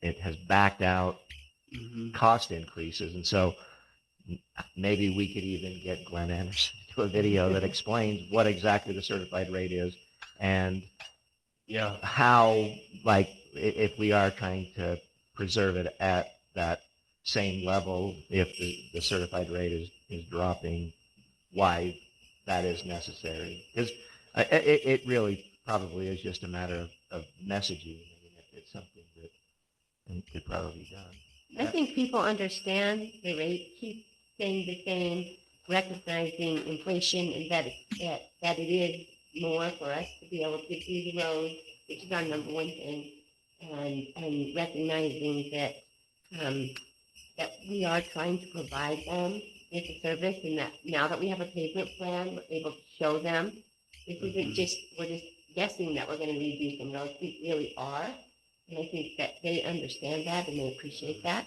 I think the knee-jerk response to truth in taxation, though, is that these bureaucrats are taking more money from me. And you know, that's not wrong, but I do think that it is something that, I mean, I until I was in this chair, I think other than the rates are going up. we've had less emotion for the keeping the rate the same or just bumping it up 1 or 2% compared to when we had to bump it up For 12 sure. or 15%. I That's agree. when this room was full. Yeah. And when we only have to And do when it we a make small it amount, big, Yeah. people can talk to us, and when we explain it, then they're more likely to say, yeah, I get that. But it's interesting to me how many times citizens complain about the budget and they're angry that they don't get to decide, that they just get to get what they're given at the end. And yet here we are tonight, and there's not one person here, and I'm saying that on the public record on purpose. But, you know, if you want to have a say, you need to show up, people. Is there a way we can do a poll You know, I On think the public hearings though. So official Facebook page? we maybe just need to highlight the public hearings. Yeah. Like a survey, a quick poll. I'd be curious to see what residents would be interested in, you know, keeping the rate steady with a slight bump for truth of taxation, or pulling X amount from savings to keep it, to not have a truth in taxation, right? I'd be curious what Our rainy day people fund would. is Yeah, more than I don't know. I I don't know. have some skepticism as to who would hijack that conversation. Yeah, I do too. I see your wisdom.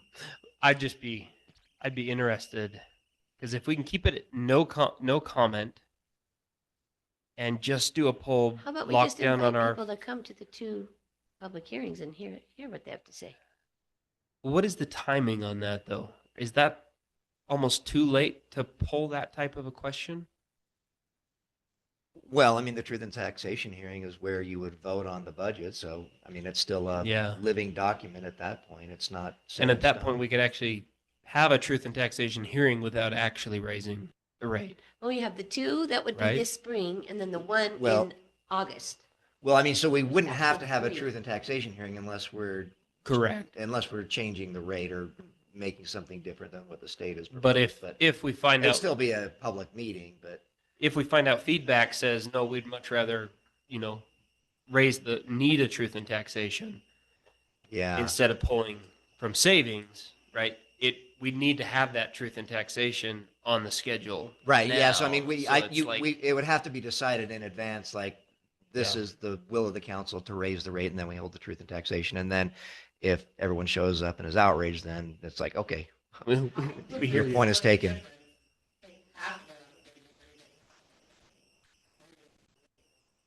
And I was talking to Chris about this too. The last thing I want to do is to pull the rug out from under Ted It's on called the public rainy day works, fund so for a reason.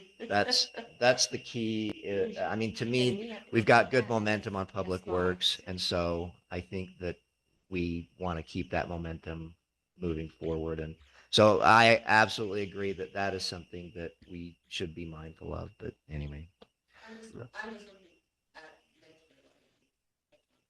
yep. That's I'm trying to look forward.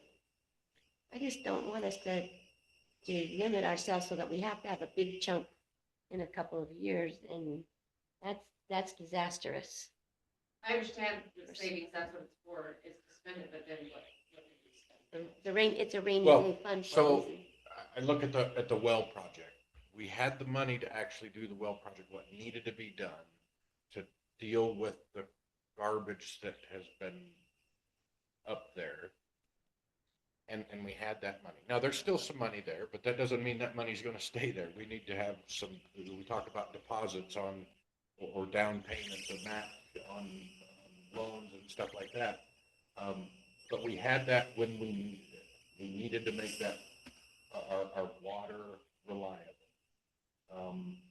If people had done that, if the council had done that over and over again and wiped out all that savings, we couldn't have gotten our welfare. I myself keep 3 months of money available to me immediately. And it's not for borrowing and putting back later, right? It's Yep. You just have to be prepared. and I'd rather have regular increases, regular water increases, regular tax increases than have big giant ones. Just from people Boil who've the done broth. both. I Yeah. prefer the little ones for the public because I've been here for both, and it's not good when you have to, because you've used up your savings and you have to do that big rate. The big rate increase is awful. Even when we didn't do anything, we still got all the flack. Well, Nebo jacks theirs up. I and know, they only and, look at that big and number, but we get everybody's saying, "Oh, my taxes went up," and we're like, "You didn't do anything." And everybody's freaking out. We're gonna get it regardless. We're the point of the spear. I apologize. I cut Wayne off. Oh yeah. Oh yeah, forgot all about you. Please. I just, back to the budget, I had a question that I'm trying to resolve in my mind. In the narrative, Chris, under Parks, Recreation and Trails, it says remains virtually unchanged from last year, except employee costs. And it shows a budget figure there of 95,640. But when you go to the line item for Parks Trails, it is, what was it here? It's only like 50 56. 56,400. There's $40,000 difference. Is that in employee cost in another line item?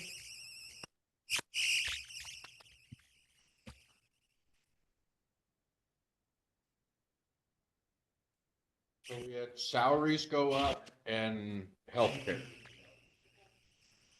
But not under Parks or,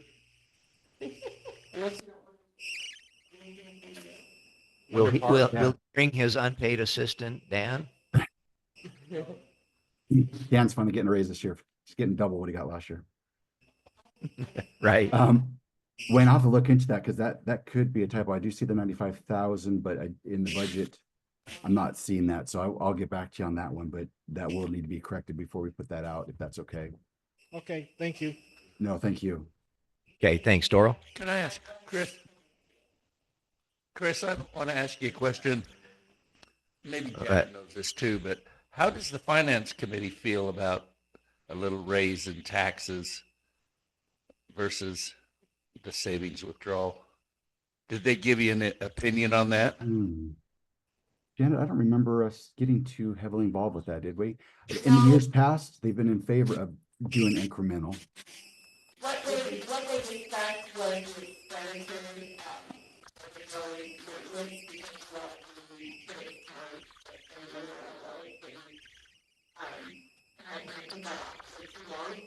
they were all in favor of literally especially, I don't know. Where it was gonna come from? Will, Well, we presented it and, you know, and they didn't love it, and they wanted to change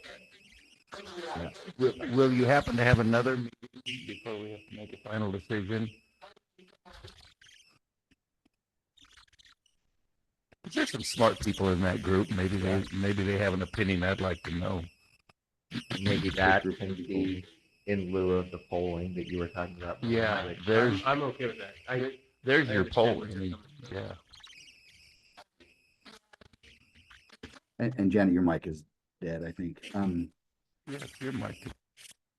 Did we, we'll have to look at that also. I can't find the next committee. Up Jody, was it rail. the first Tuesday? We got a pre-scheduled meeting every month, just if we Like need it or not. Fresh hearing now with 3 mics in front of With Janet. the CNN mic.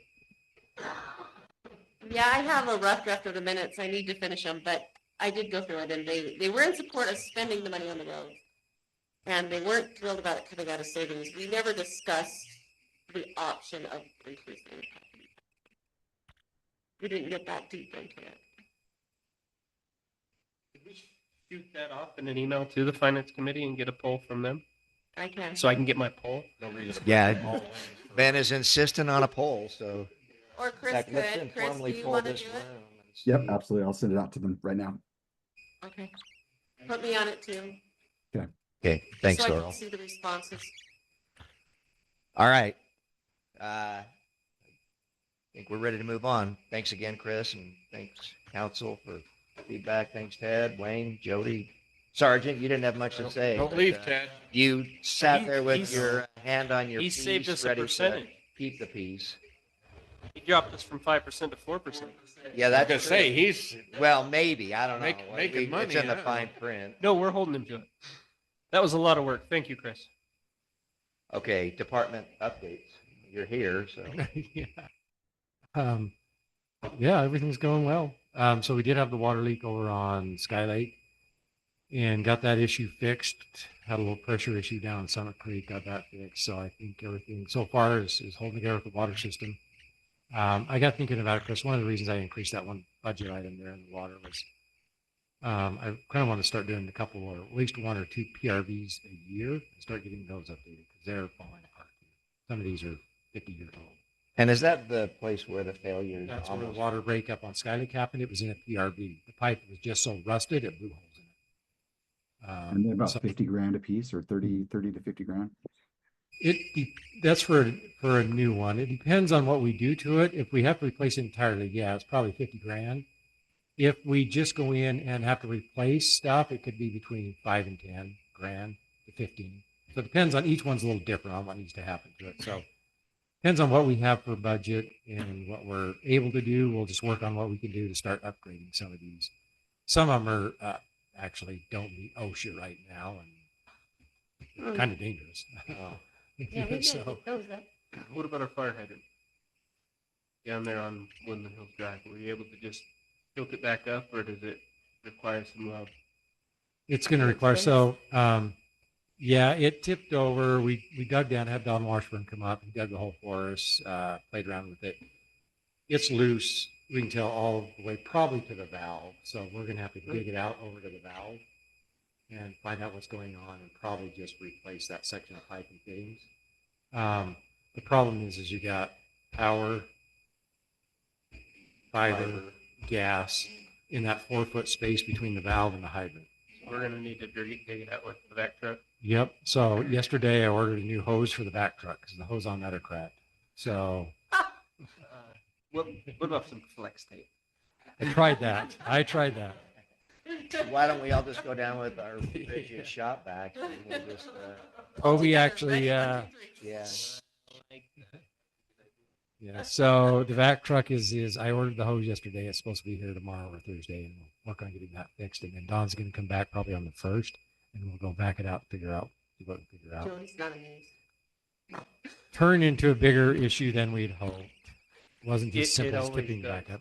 It had pulled one of the retaining rods out too. So we're working on that hydrant. It's probably going to be till sometime in May before we get that fixed. First or Oh. second week of May. But PR it's still up and running, right? well, You could hook a hose into it. you might could. I don't know that I would because the thrust bolt is snapped on one side and it's actually sitting scawampus. Okay. So you, So we would let Brian hook to it, but the rest of us probably wouldn't. I kind of like Brian. Yeah. Don't we have anybody else? Yeah, but he can get wet. It's taped off. Yeah, it's got a big hole there and it's taped off. So working on that. Other than that, I wanted to start some of the PRVs over the next year. So just doing 1 or 2 of those a year to get those upgraded. So Sky Lake's water line sounds like it's in pretty bad. It is. Maple, Sky Lake, Highline, Schoolhouse, Mountain Vale, All that. East, Springs New. Part of it's new. Stop now. Oh, that's East Lakeview, East Valley View. That many. Any All one on of our those, side. they're all In that old area. they're all 50 years 50 plus, 50 and plus we're years. on Probably borrowed time right now. 1970 is when they think they were put in. That's the originally. first house in. I learned this through our history. First house in Woodland Hills was built in 1970. Mhm. So they would have started put a water system in the 70s. So anyway,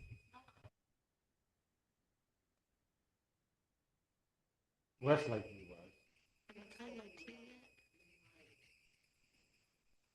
Is that the one in Lakeview or the one that comes down between Lakeview, about halfway down from Lakeview before you get? There was a new one put in that ties Maple over to Woodland Hills Drive. It's just below Lakeview.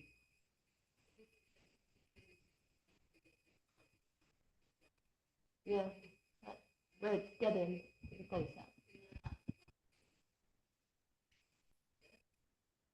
that whole water line or PRV. Is it the whole line? The entire one. I didn't think it was the whole line. I thought it was just repairs though, because it was bubbling up. That'll save. Well, that's something we'll have to look into. See if we'll have to figure out what's been replaced. But that's another. I mean, we've got submitted to the state that we have $6.5 million worth of water projects to do. So, it's all in Public Works Fire, our crews in North Dakota, and covering up there. We have our Fire and EMS Expo coming up on the 3rd. So everybody plan to be there. A week from Saturday from 11 to 1. Air Med will be there from 11:30 to 12:30. What's that? At the park. At the park. Can you send me details for that? I'm making a make sure that it flyer doesn't right now. snow. I'm just waiting on one more picture for my flyer, and I'm going to send it to you to post on You said Facebook. it's 11 to 1? 11 to 1. Oh, what time is it? Oh. Maybe it was his personal calendar you were It looking used at. to go 10 to 1, but I think we reduced it by an hour a couple of years ago. Yeah. Yeah. So the helicopter will be there at 11:30. Everyone from the council, it's mandatory for you and 50 of your closest neighbors to bring with you. Yeah. Oh, right during the middle of this thing. And it's my turn to test it. So I guess I won't be at the Fire and EMS Expo. I might Expo's be up there. driving my daughter up to Washington that day. I don't know. That's tentative. but, Okay. So you have to invite one extra neighbor then. Well, I was thinking that maybe I could catch a lift in the helicopter and cut our travel time by 9 hours. If I, Yeah, exactly. if I had my helicopter, I'd give you a lift. Yeah, I know. Well, Yeah. I'm in your We corner put on in that one. a request for the county to get a helicopter. and I've got a that guy in helped town out. who's ready to be on our go fire ask jump Chris crew. Crones. We'll just go down to Crohn's. Yeah, no, there are those with them. All right, thanks, Ted.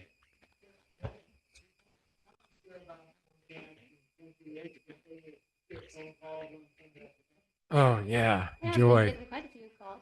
Oh, everybody has. So Comcast is putting in fiber all through the city, and Fiber or cable? fiber all through the city, and they started work on it. They've been focused on because what I asked them is to work on the streets that will be part of our pavement management project this year because I didn't want to have them ruining our streets after we redid them. So that's where they're focused down on Oak and all those subdivisions. Unfortunately, they've been hitting. I think 3 I know of times they've hit CenturyLink. And I can't, it's hard to say. Obviously, they're doing the best they can. Trying to blue stake the Utopia lines is also a problem. Those lines do this, and so they're taking it a guess half the time. So it's been a very difficult board trying to avoid the fiber that we have. So anyway, they're working on that. They're going to be here till probably in the fall, putting in lines. They haven't hit any gas lines yet, so they're doing a little better than Utopia. Yeah. Well, Utopia was hitting the gas line every other day, so these guys haven't hit one yet. So we've been a little lucky, but Well, it's kind of odd that they're just hitting the competition. I mean, that's yeah, isn't that sounds more like taking them out. sabotage to me Yeah. than- So it has been taking people out of service. They do supposedly go out and hang door knockers with a phone number on it. Doral got one. And so if anybody has issues, there's not a whole lot we can do because it's between CenturyLink and Comcast. So not a lot we can do as a city. Have them call that number. Send it to all of us. The number, so we have it. Yeah. They're not doing it when they get to your neighborhoods is when they start putting them out. I mean, so Right, but if somebody calls us, But then we could We say, could oh, get I could get a call from Mo. Say, we right? have nothing to do So- with that, here's the number you need. yeah, yeah, yep. mhm. All right. Thank you again. You done? Yeah. Well, maybe, I don't know. For now. All right, Wayne, you can stay where you Just- are. You can come up to. I'll try this. Just one thing I wanted to make you aware that Bellevue subdivision is going forward. They're posting some signs up over there so people know that it's kind of official. We've been working with them, talking to them about it, and everything seems to be at this stage in going forward fine. So if you get any complaints from people over there saying somebody's over here again, dumping or whatever, it's as far as we're concerned, it's under control. So it's not for residents to worry about. Things are going forward as they're supposed to. At You this got eyes point. on it. I think Thank some you. residents forget that the land that doesn't have a house on it is still somebody else's land, not city land. That's our compaction one, right? Yes. So Yep. I'm taking they did all the compaction tests? They're starting that Oh, now. okay, all right. Okay. Haven't been Okay. that way in a while. All right. Thank you. Okay. 9A. I do not have anything to report on personnel. So, Councilmember Hilliard. Like I told you earlier, we are looking to see if we can't get some sort of EOC here at the city building.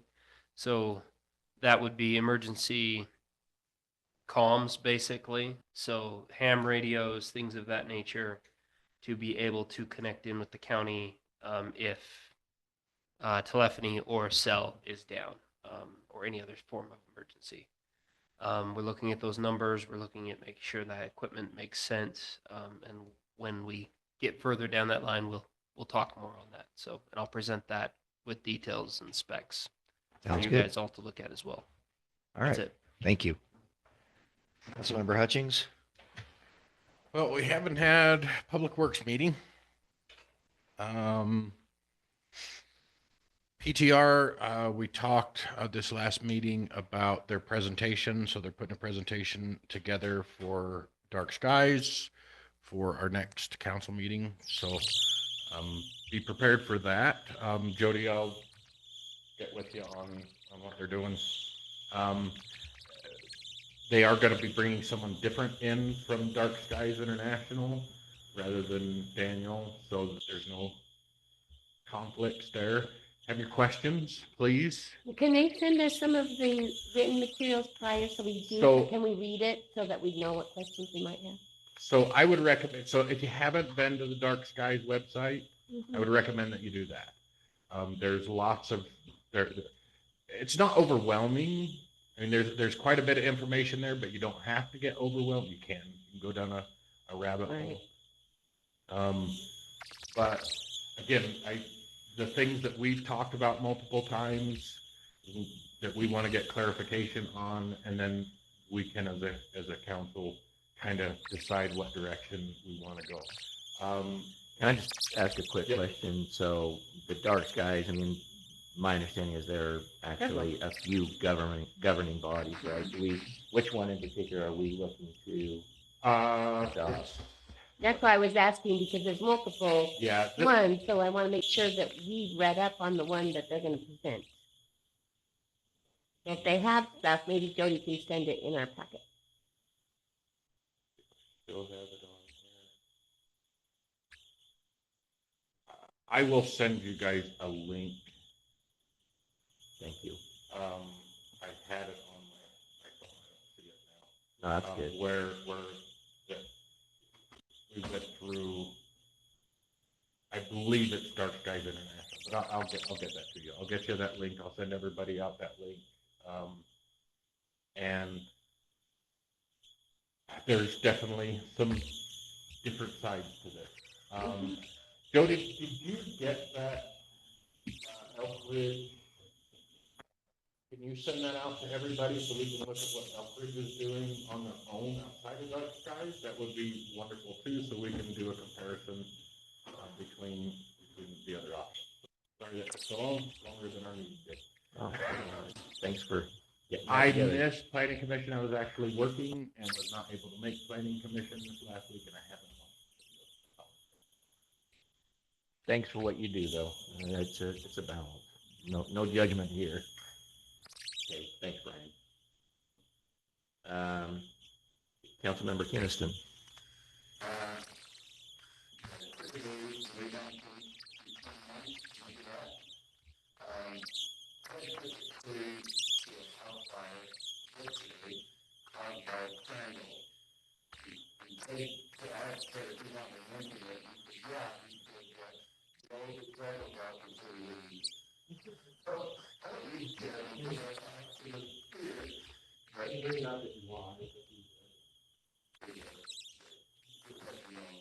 Was it candles on a birthday cake?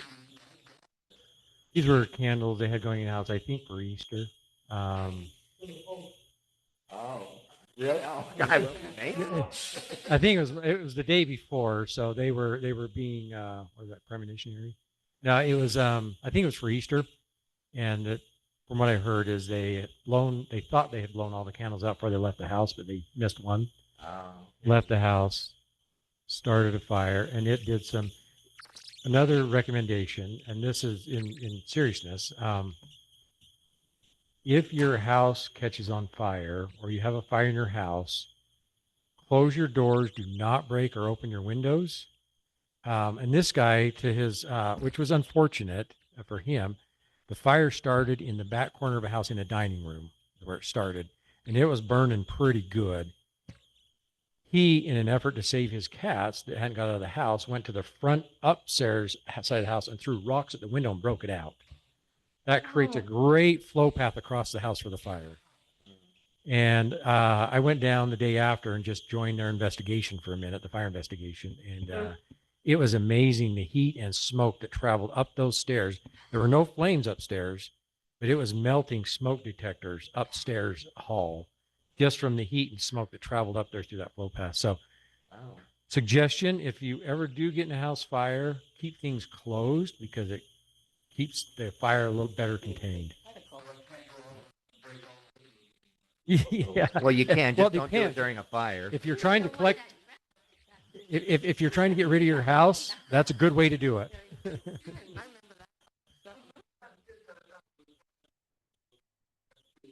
No, it wasn't. It was, and we was actually, yesterday I was down there with the investigation, and it was actually the son's idea. He was talking to us, asking what happened because of that. And he felt bad that they did that. And, wow.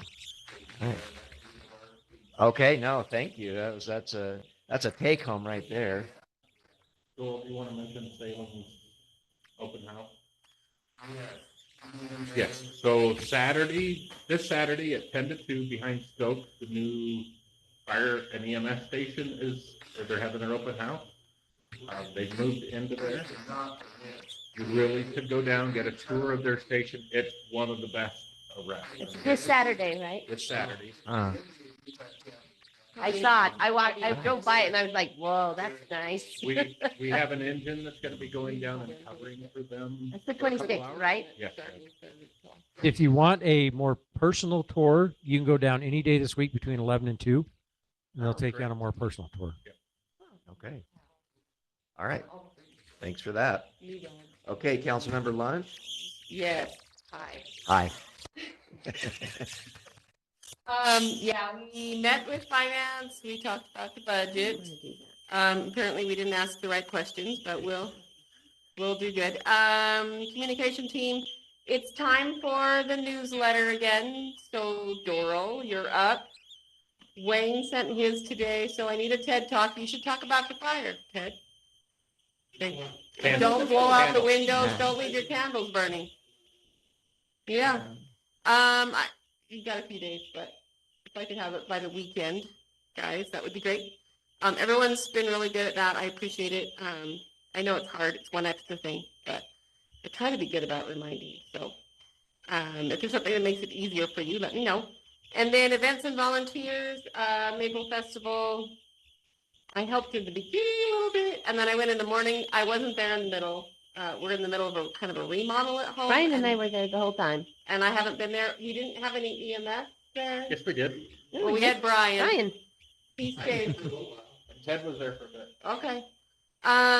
It was really good though, despite everything. I mean, if you look at the grass in the park, and it was kind of sad because by the end of the day it had melted a lot, but it would have been foggy still. Yeah. But they did it all in the street, but it worked really well. A lot of people really, that's one thing that they brought up, is it was like, it reminded them of a street fair when you go up to other countries. And they loved that it was up and down, that you could talk back and forth, walk, visit. They loved the live music, just the camaraderie that people felt. They said, I love this.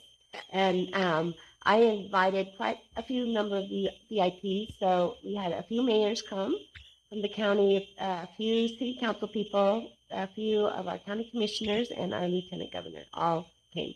And the whole committee really did a lot of work, but I really, I think Amanda does a fantastic She job. needs us because she just worked her butt off. And she had to in the last couple of days, reconfigure that right before to put it all on the street. And she had sitting areas for people and everything. It was really well thought out. She really did a good job.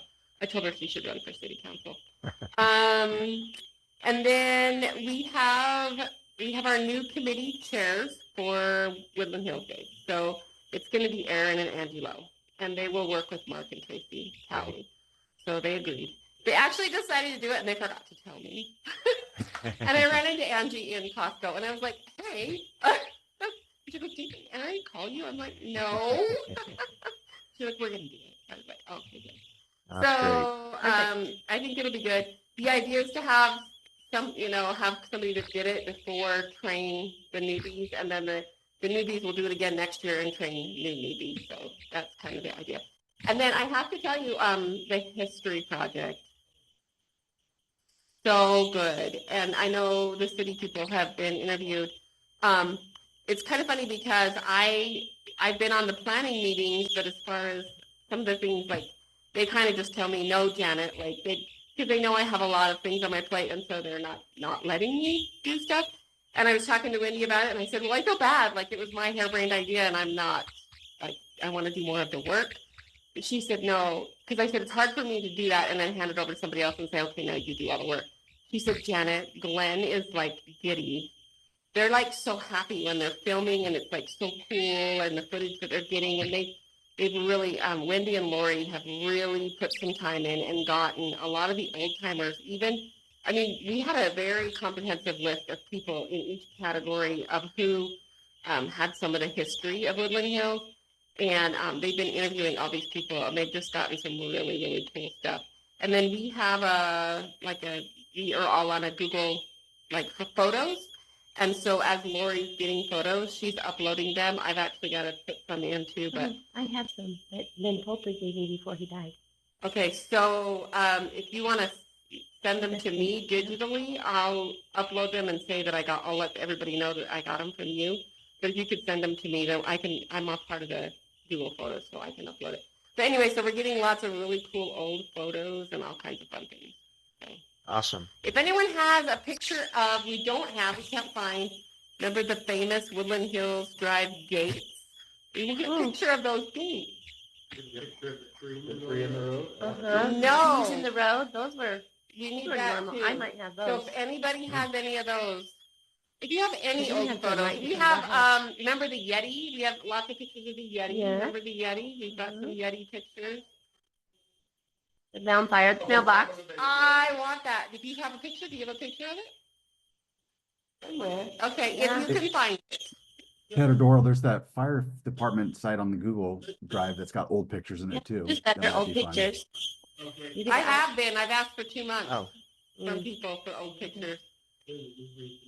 Yep, clearly you do. did you hear the comment about the fire department has some archival? Oh, Yeah, okay, on our Google Drive, well, on their Google Drive, yeah. okay.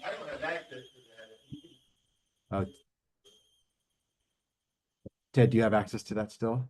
If someone wants to maybe give me access, I could go through and look at them so you don't have to spend the time. I don't know if I'm cool enough to be able to do that, but Ted hopefully should Yeah, be I able think to. I've got access to some of the Google Drive that I got from Craig, so I'll see what it's got on it. Okay, and maybe you could just invite me and then if you're willing, if you don't want me in it, then you're gonna have to look through it. But if you don't want to have to look through it, you could give me temporary access. Let me see what's in there. Sometimes I record our calls in there and medical stuff That's what that I'm you worried may, about. yeah. Yeah, if you don't want me to have access. Let me see what's there. I might can give you access to like a photos folder or something like that. Okay, let me know. Anyway, thank you. That's the thing that we're lacking the most right at this moment is photos. We've got lots of great, oh yeah, thank you. Lots of great interviews and some more scheduled, I think, tomorrow. So I think there's more tomorrow. Where's he interviewing them at? In their homes or here or? Like Wendy's house. Mhm. We have this one, she has this one place with windows and like a The table lighting and is 2 great. chairs. And the lighting is really good. And then just some different like front porches and different things. Outside's hard because of background noise, cars and stuff, but Oh, yeah. we're trying to switch up the locations so that, and most of the time it's like one person. What he's gonna do is we have set questions kind of for everybody. So then they'll cut in and out. Like they'll ask a question and then they'll have several people answer the same question and just do a little snippet. So it's more entertaining to watch.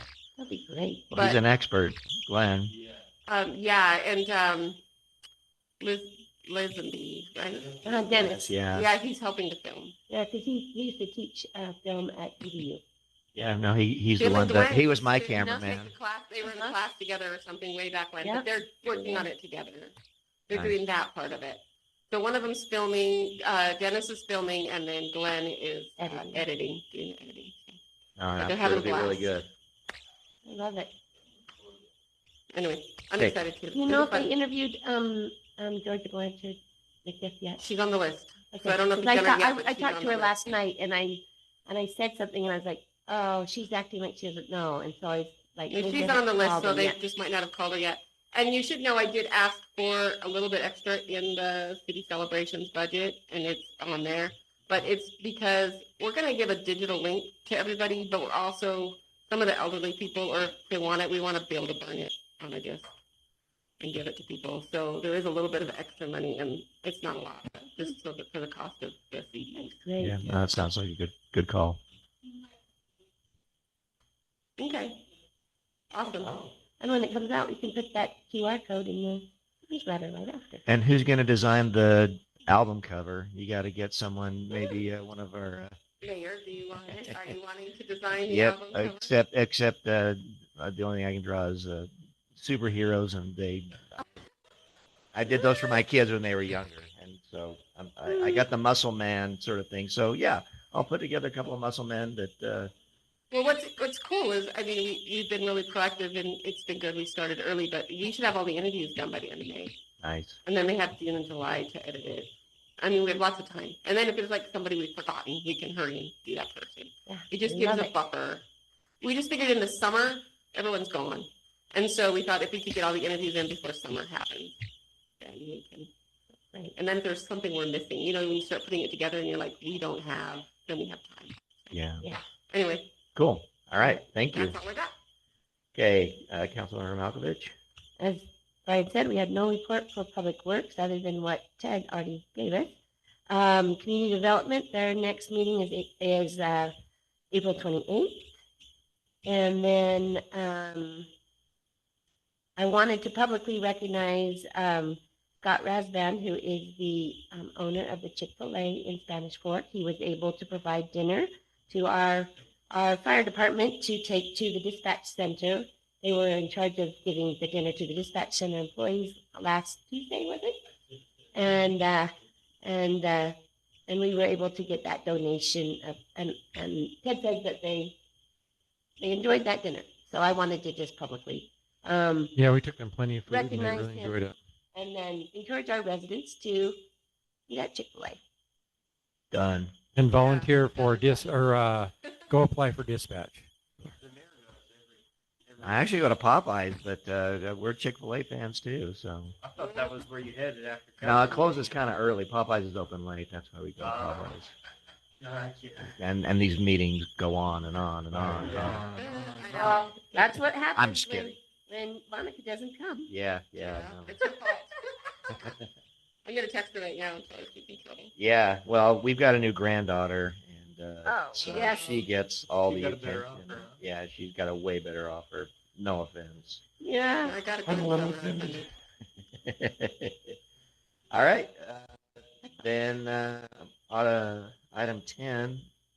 We've already got the dark skies thing coming up, so I just sent everybody a brochure and the link. Okay, thank you. Awesome. Thank you. All right, well then let's take a believe you're quick on there, break too. and reconvene at 8:35. All right, I'm gonna look in here. Oh, nice. Well, Take a picture. proud mother. I was just looking. Okay. Well, let's get this council meeting underway. Councilmember Hilliard, if you would kindly favor us with an invocation, and then Councilmember Kinnison, if you will lead us in the pledge.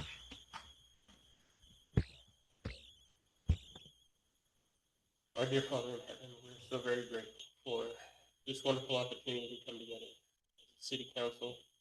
We're grateful for our mayor to lead this meeting. We're grateful for all of our other civic leaders at the county, the state, and then the federal level. We're also very grateful for our staff, for those here that put in so much time, energy, and effort, and sacrifice so much to be able to assist the residents of our wonderful city. We pray that thou will continually watch over us, bless us with protection from the elements, from the melting snows, and potential landslides or mudslides. Pray that thou will watch over our residents with their health, help them that they may be able to be taken care of, that they may be able to have joy in their lives. We pray that thou will help them also have a greater understanding for the work that we do here, and that they may be able to ask questions and not jump to conclusions that potentially may lead them down paths that may not be true. We pray that thou wilt help us, that we may be honest, that we may be integral, that we may be able to do our best and say these things in the name of our Savior, Jesus Christ. Amen. Thanks, Matt.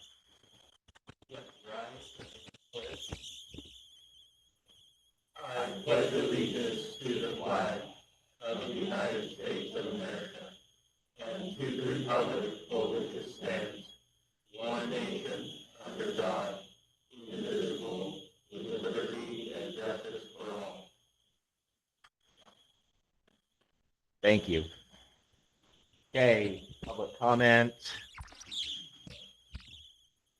Not looking like much, so we'll close the public comment portion and move on to business and discussion. Ordinance 2025-20, amending the city development and construction standards to 316 parking lots and driveways. I'll seriously accept that. Okay, a motion by Councilmember Malkovich.